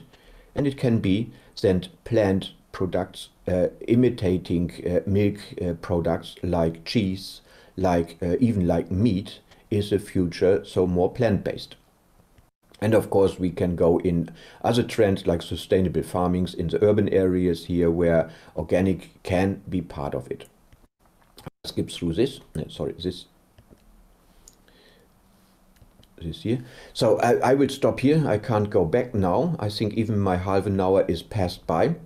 And I hope that I inspired you a little bit that organic can contribute to reduce greenhouse gas emissions. On the other side, we must adapt to climate change. And I have not stressed it very much now. So that was my previous slide. I can't go back with this recording. I'm sorry for that. But I can talk about it. First, what can organic do to adapt to climate change? That means resilience of heavy weather conditions. Diversity in cropping is extremely important, and diversity of crops means not only strong enough against pests or to have a nutrient mobilization in between the fields or has a broader market value. Of course, specialization is always good, but if we have only one product on our fields, it is a big risk that there is any unpredictable weather coming in and will destroy all our fields with only one product. If we have a crop rotation or we have a multi-crop production, we can be sure that something will survive and some will be destroyed. So this is a resilience to be risk reduction. Risk reduction means also that we need plants who are growing better under changing climate. And worldwide we have enough varieties, we have enough skills to use these varieties for any climate conditions. And if you are in the tropics and it becomes very hot, of course you should have a look into areas where it's even hotter, where it's even probably more humid or even more drought. And that you start already in research to find plants for the future who are able to be cultivated successfully when the climate has changed. So that means higher temperature, more or less rainfall, or wrong seasons for rainfall. On the other side, organic needs to develop new systems with less livestock. We have a tradition of cows. It produces manure. Manures are mobile nutrients, and these mobile nutrients are distributed to our fields as we need it. So when we have a climate impact with the cows who is not little, we need less cows, or we need less sheep, or we need less goats. Even we should need less pigs and less chicken. Both are extremely growing because of food competition and very, very low sustainability and efficiency production of food. So this livestock reduction means that we have another style of mobilized nutrients. Biogas facilities can be an option. We need a plant-based food chain, including meat and milk images. And we need farming systems where livestock plays less and less a role. Thank you very much. I think a quite great presentation of Professor Jarod Rahman. He speak about climate change. Of course, there is implication for farming changing even, and we have toward organic farming and fossil-free farming, carbon-free farming, and I like to say a new organic culture. Well, that's a great material for our discussion. Now let's start to have a discussion time. Yeah, and I think all the presenters already read the chat. Then if we read the chat, then we find the question and comment from for Professor Bohm from Riwandi, Dr. Riwandi, Bengkulu University, and Professor Dedik Budianta of University of Universitas Sriwijaya, and Dr. Nuriani of UGM, and also Dr. Benito. Meanwhile, Professor Toma have a comment response from Professor Dedik Budianta from Sriwijaya University, and Professor Dr. Benito, Dr. Benito of UGM, also Dr. Tin from Ayat, South Sumatra. Now time, I like to give to Professor Bohm to respond the all question in the chat. Please, Professor Bohm. Yeah, thank you. I read the first question here from Riwandi. And we didn't measure more carefully the CN ratio or the lignin content. It is good that I presented and I have such questions. We should do it from this point of view. How is the relation of this? For us, was important to see the effect on the plant, on the growth. But it is a task for later experiments, I have to say. So then was a question from Udianta. Yeah.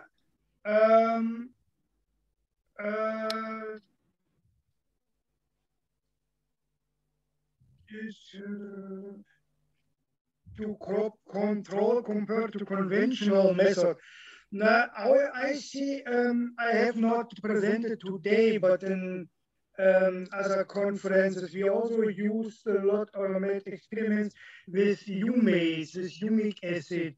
And so we can say this organic material in all these experiments has a buffer capacity to avoid too high salt concentration. And in other experiments, we could very good shown that, and you have also the situation in some places in Indonesia, that the salt concentration is too high, and to regulate in a better way, and so to be sure we have good nutrition for the plants. That is one effect of this organic material in all these different experiments. Here was the main, what is organic fertilizers? To make organic aquaponic, which really depends on the amount and quality. Yeah, also this I have not shown here. We did several experiments with different types of feeding of the fishes, and this is important. Also, the content of the food for the fishes, and later on to have the appropriate water and nutrient compound. That is one task. And yeah, we should work more on it, but we use mainly, of course, this food, what is used in aquaculture, and we have big aquaculture systems in Germany. But here is the possibility to make more research, and that is of all, in every case, a correlation between the fish food and then also the quality of the water we give to the crops. Concentration already fertilized, applied. Yeah, constant concentration. We tried a lot by filtration. We use different filters, not only as normally filter you use to have a specific size of the amounts in the water. No, we also use filter with absorption capacity, and use in different steps different filters with different absorption capacities to see what is the effect to have a more or less constant concentration in it. This is also very important in the relation to filters, as I know also other aquaculture or aquaponic companies are working in it. It is a special task. It should be work on it to have a constant concentration. More problem we have, and I cannot see the really good solution for regulation of the pH. For the fishes, as I mentioned, we need a high pH, but the plant, you know, as well, most of our crops like to have a pH below 6 or a little above 6. This is a problem. At the moment, I have no really good solution for that. A little we couldn't help it by using of the filtration. So that was it, huh? Yeah, I think that was the questions to me. Okay, yeah. Okay, thank you very much, Prof. Bohm, for all quite great answer and hopefully meaningful for all of us. Then now I turn to Professor Tome. Please, time is yours.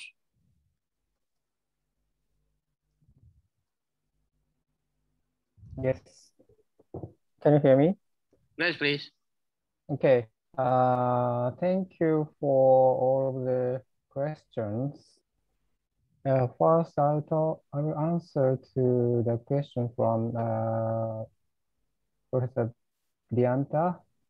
The question is, application of green manure in paddy field is making the soil more anaerobic condition, causing increasing methane production. Is it true? Yeah, I think that is true. So, can I share my screen? Please.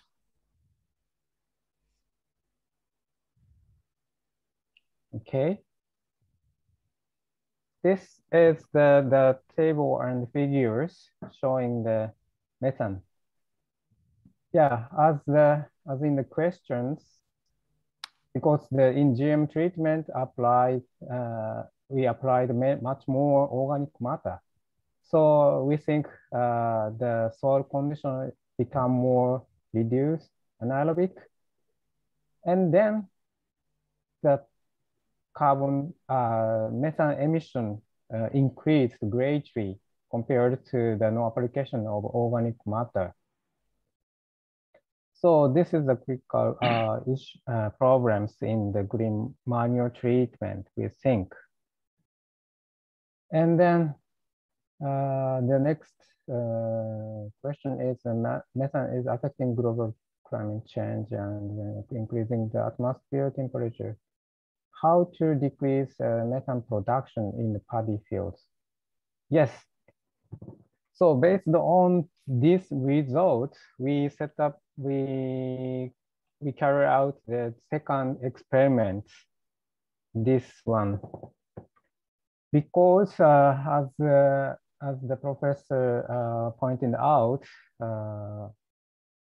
because of the application of much more organic matter, methane decreased, we think. So to reduce the amount of organic matter application in that field, we incorporated the green manure more earlier, which means the growth of the green manure for the plant still lower. So in the 1 week earlier incorporations, we decreased the amount of organic matter application almost 20%. And the 3 weeks, the half. Actually, decreasing the application of green manure also decreased the methane emission like this. However, the problem is the yield also lowest.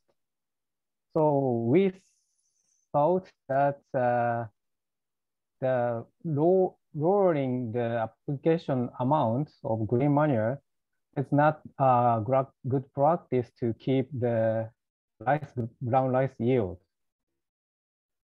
Therefore, we also prepared another treatment for the decreasing the methane emissions. That is earlier mid-season drainage. In here, the mid-season drainage is more common practice in the fields, in the paddy fields. So we make more, we operated the mid-season drainage more earlier to decrease the maximum methane flux. So like our expected methane emission in GED or decreased. So this is not so new techniques to reduce the methane emissions in paddy fields. So in this experiment, we compare the two methods. And then we conclude that the earlier mid-season drainage is more efficient to reduce the methane emission from the fields. Okay, so the next question is from the Professor Benito.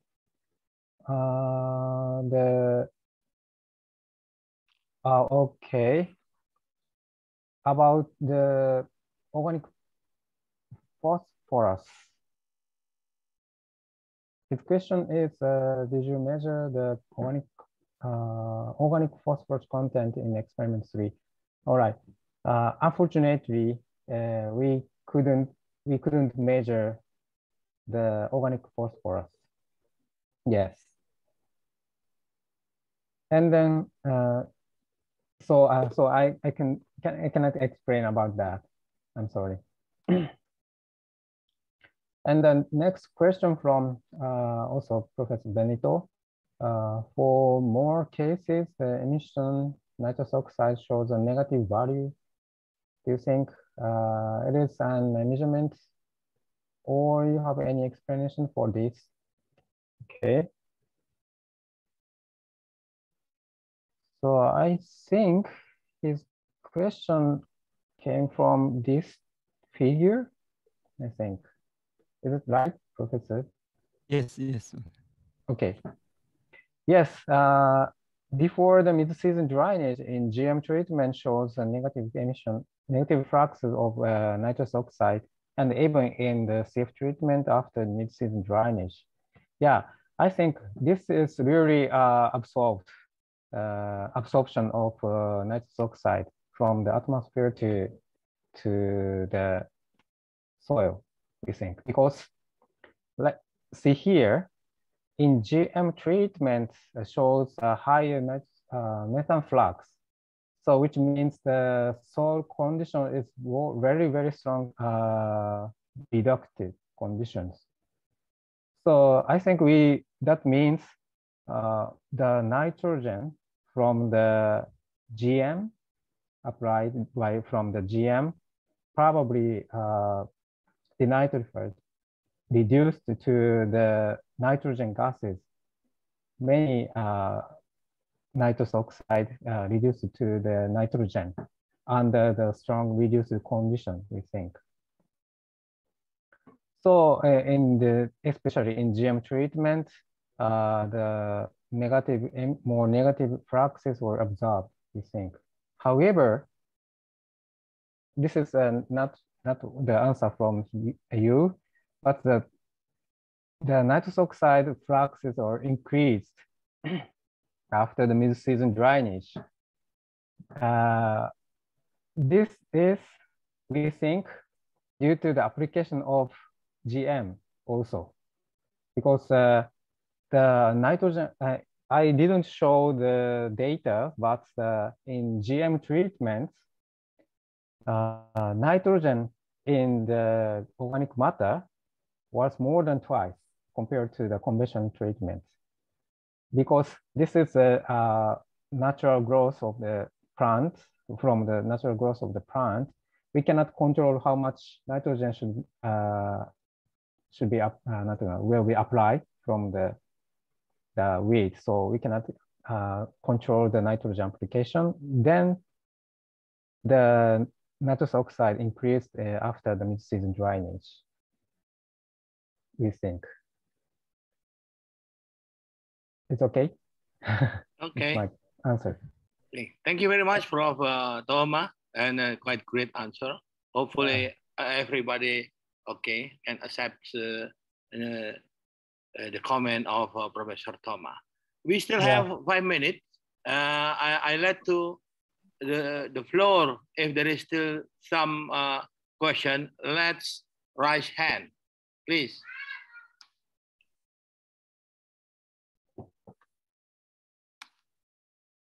Is that?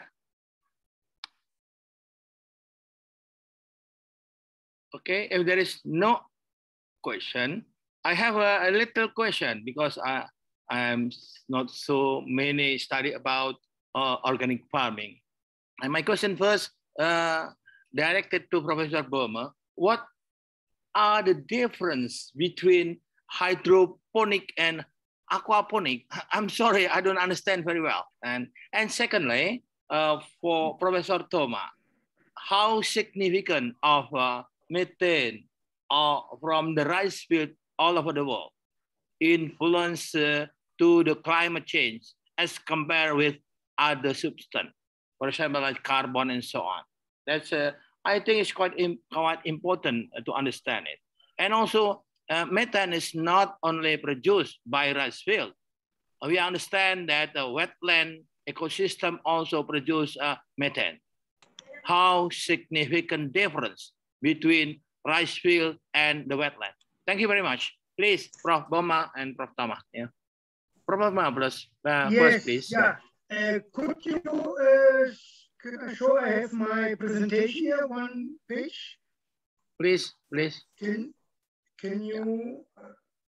Let's open the share. Yeah.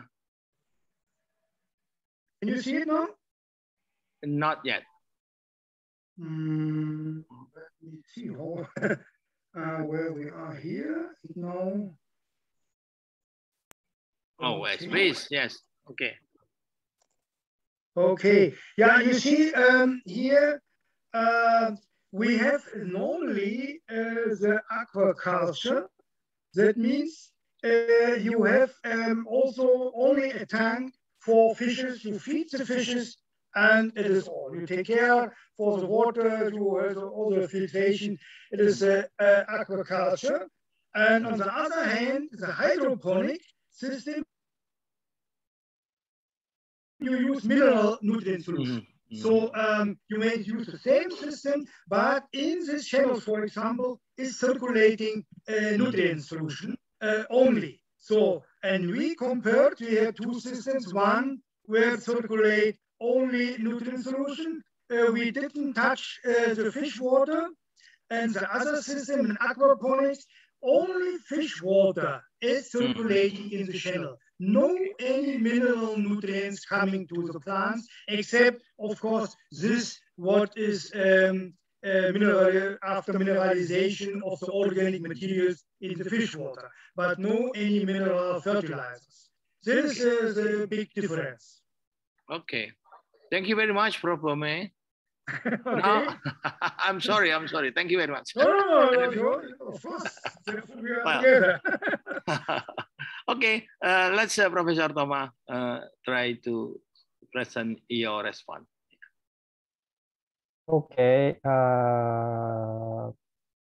let me share my slide.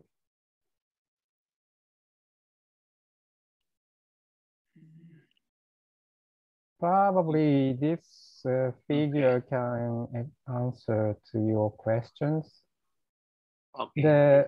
This is a contribution of the different greenhouse gas emissions from the artificial emissions.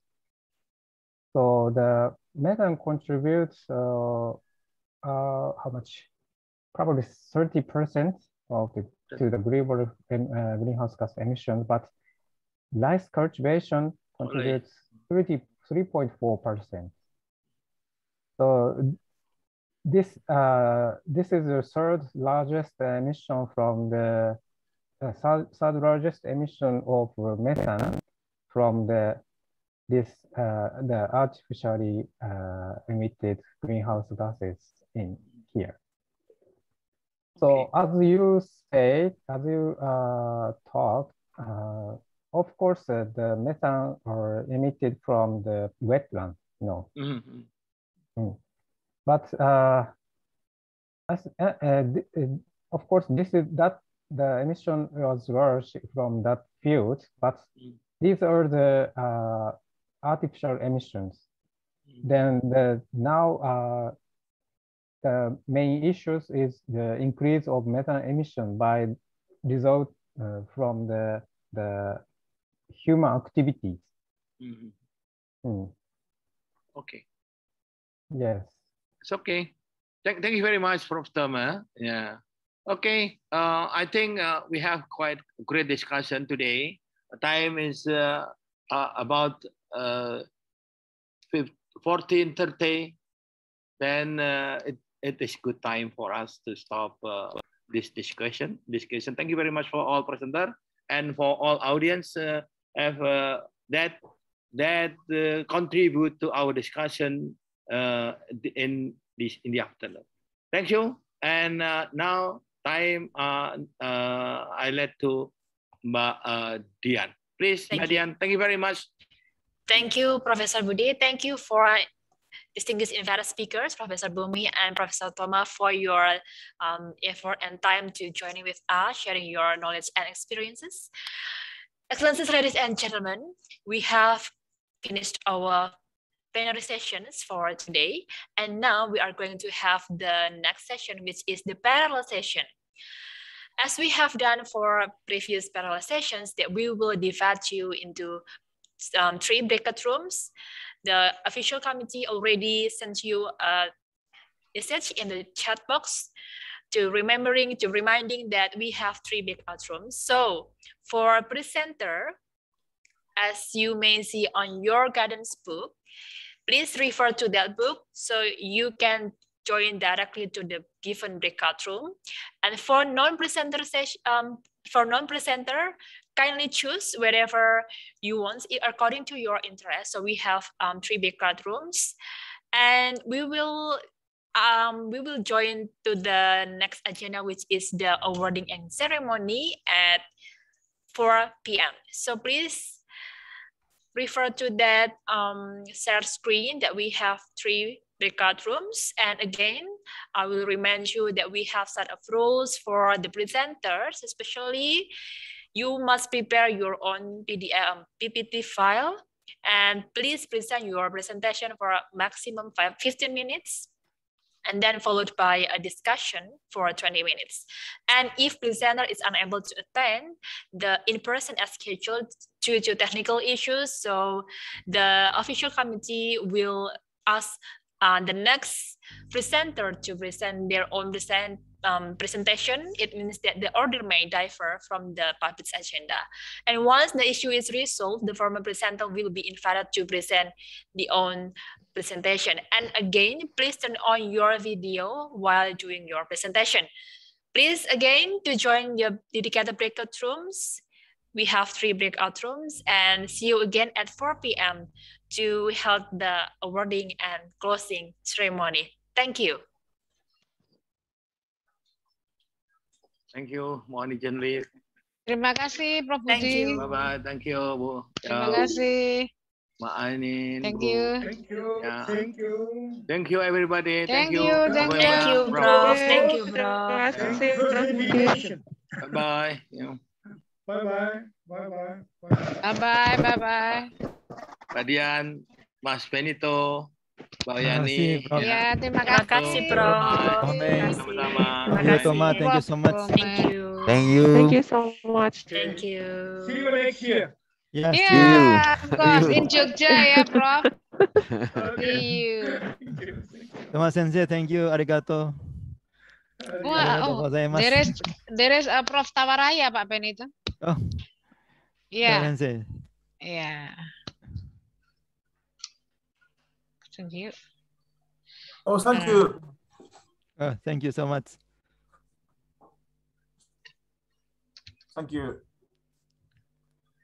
Jadi saya ini ya, satu ya.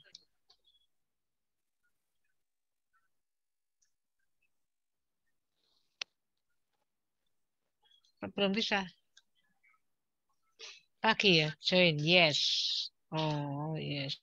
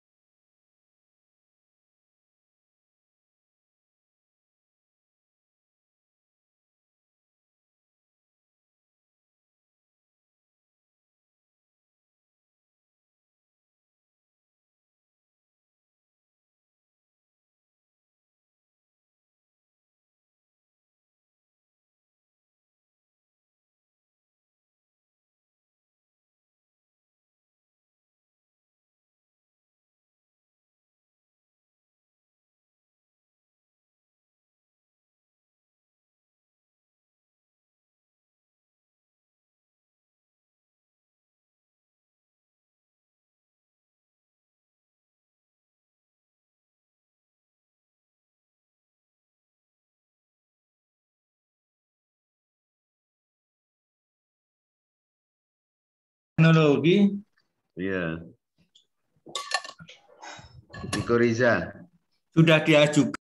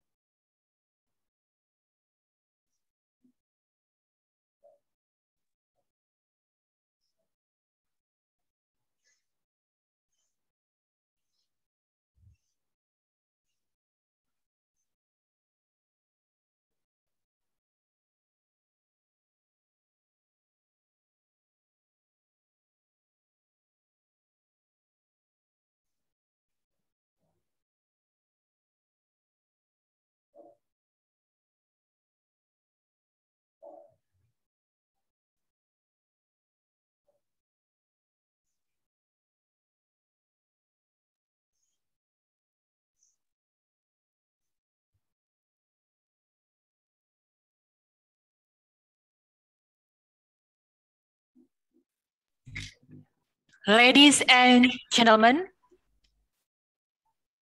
welcome back to the main Zoom meeting of ORGATROP 2021, and we will have a special announcement for all attendees.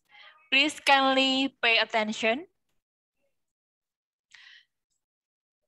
So I would like to announce the best presenters of the second ORGATROP 2021. I expect all participants are now very nervous. Are we ready? So the first best presenters is, congratulations for Amelia Julianti Siregar as the first best presenter of second ORGATROP 2021. Sufatinda Aupntong as the best presenter of second ORGATROP 2021. Congratulations for Andi Nurbaiti as the best presenter for the second ORGATROP 2021. And Titi Wahyu Utami as the best presenter of the second ORGATROP 2021. So that will be the best presenter of the second ORGATROP 2021. And now we would like to hear the closing remarks that will be delivered by the chairman of the second ORGATROP 2021, for whom Dr. Mangrove Nuruddin. The time is yours, Pak.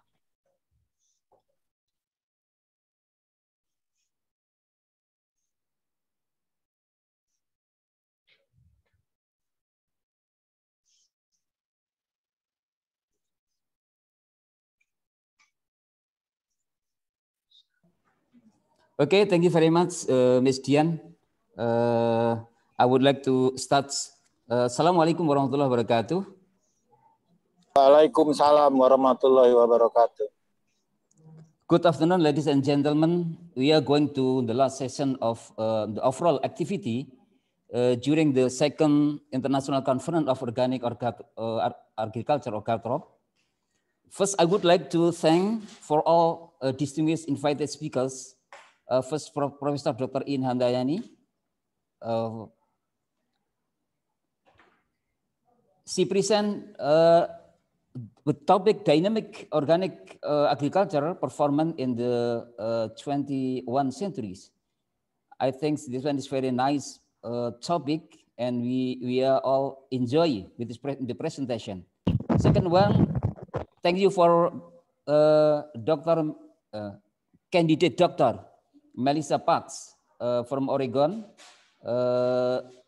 She present the topic about small farmers' experience with and responses to climate change in Oregon. Very nice presentation also. And then third one is Professor Dr. Dwi Korita Karnawati, shows the topic impact of climate change and the tropical maritime continent of Indonesia. And then number 4, Professor Damin Phil from University of Sydney, Australia, with topic is soil security. The new topic in this case, I think, start from maybe 5 years ago. We discussed it related to soil security. In this case, talking soil security and connected to organic agriculture. Very nice topic, I think. And then also number 5, Professor Stefan, my colleagues, because we have cooperation start from 10 years ago. We have project organic farming, and then the second project is biochar. And then number 6 is Professor Dr. Spiros Papirios from Wageningen. He talked about participatory weather and climate information services to support smallholder farmers in the global south. Very nice experience. We can adopt, we can take and apply in our region. And then number 7, Professor Kaito Tawaraya, also from Yamagata University. This was also my best colleague, because every year almost come to Yogyakarta, and he talked about roles arbulcus mycorrhizal fungi in phosphorus acquisition and its application for sustainable crop production. Very nice presentation also. And then Professor Minasni Budiman, also my colleagues also, every years maybe come to Indonesia. And also I have experience 10 years ago, before I go to Japan, we invite Professor Minasni Budiman. And after that, every year, Professor Budiman come to Indonesia. And then number 9, Dr. Husnain, Bu Uut, yeah, she talked about organic farming as an option for climate change adaptation and mitigation in Indonesian case. Very nice presentation also. And then Professor Satyawan, my colleague from Faculty of Forestry, he talked about best practices in tropical peatland restoration. Very nice practice, yeah, in Central Kalimantan. And also Professor Dr. Aswar Maas, my senior in my laboratory and also my faculty, talking about organic farming and carbon cycling. And then Professor Michael Bohm, even though old, we can see, but I remember this is very energetic, and he said, want to come to Yogyakarta because we have very nice experience. And he talked organic fertilizers, their resources, preparation and use of protected cultivation of vegetables and herbs. Very nice presentation. And also the next Professor Chirot Rahman, talking about organic farming in the context of climate change and vice versa. And the last invited speakers, Professor Toma. I know well because Professor Toma like durian. Every come to Yogyakarta, he looking for durian. And he talked about carbon and greenhouse gas budgets and yield characteristic under ultra low investment rice cultivation using green manure. Very nice presentation and great topic, I think.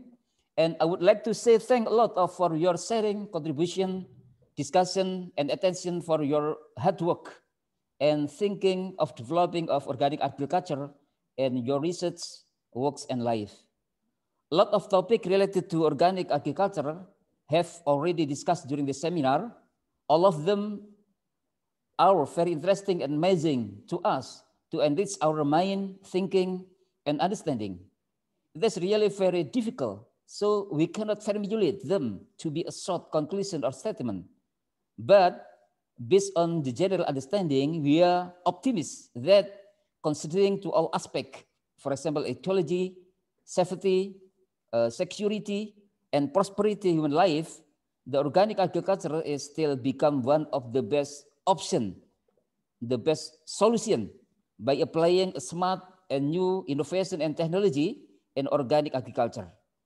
By active cooperation and collaboration among all scientists, government, farmers, society, and policymakers, the future of organic agriculture system will be scaled up not only in small area, but also in many areas in Indonesia, especially, and also in all countries in the world. We have limited number of natural mineral resources, but by applying organic agriculture, actually we can reuse, recycling, and making effective and efficient of our resources.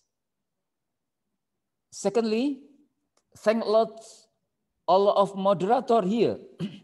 You are heroes during the seminar, during directing, controlling, managing, and formulating this parallel and plenary session so that all activities do very well and provide friendly and convenient atmosphere or situations, and all participants enjoy and very happy. Thirdly, I would like to say to all committees, I cannot mention you all. Really, you are heroes too. You are like a ghost. Every webinar session run very well because your hard work team behind the wall. We cannot, you work very hard behind the wall. You are like ghosts. Thank you very much. Fourthly, I would like to say thank you for your participant here, presenter or a non-presenter. You are our real colleagues with committed to work and research on organic agriculture. You consist to work hard to get you innovation, gain novelty, so you can show and present attractively during this seminar. All of topic is very interesting and amazing. We are very happy, and also many participants are very active to give constructive questions, comments, and sharing. Really, all of them like ammunition for us. So after that, this seminar, after seminar, our presenter can write it to be a good scientific papers. So after this seminar, we had homework to write an article. We keep in touch to write it soon. We are waiting you to submit a complete paper to do a peer review soon. We understand that it takes time and big efforts, so that let us to start preparing and writing it. We hope that we can publish them in the proceeding.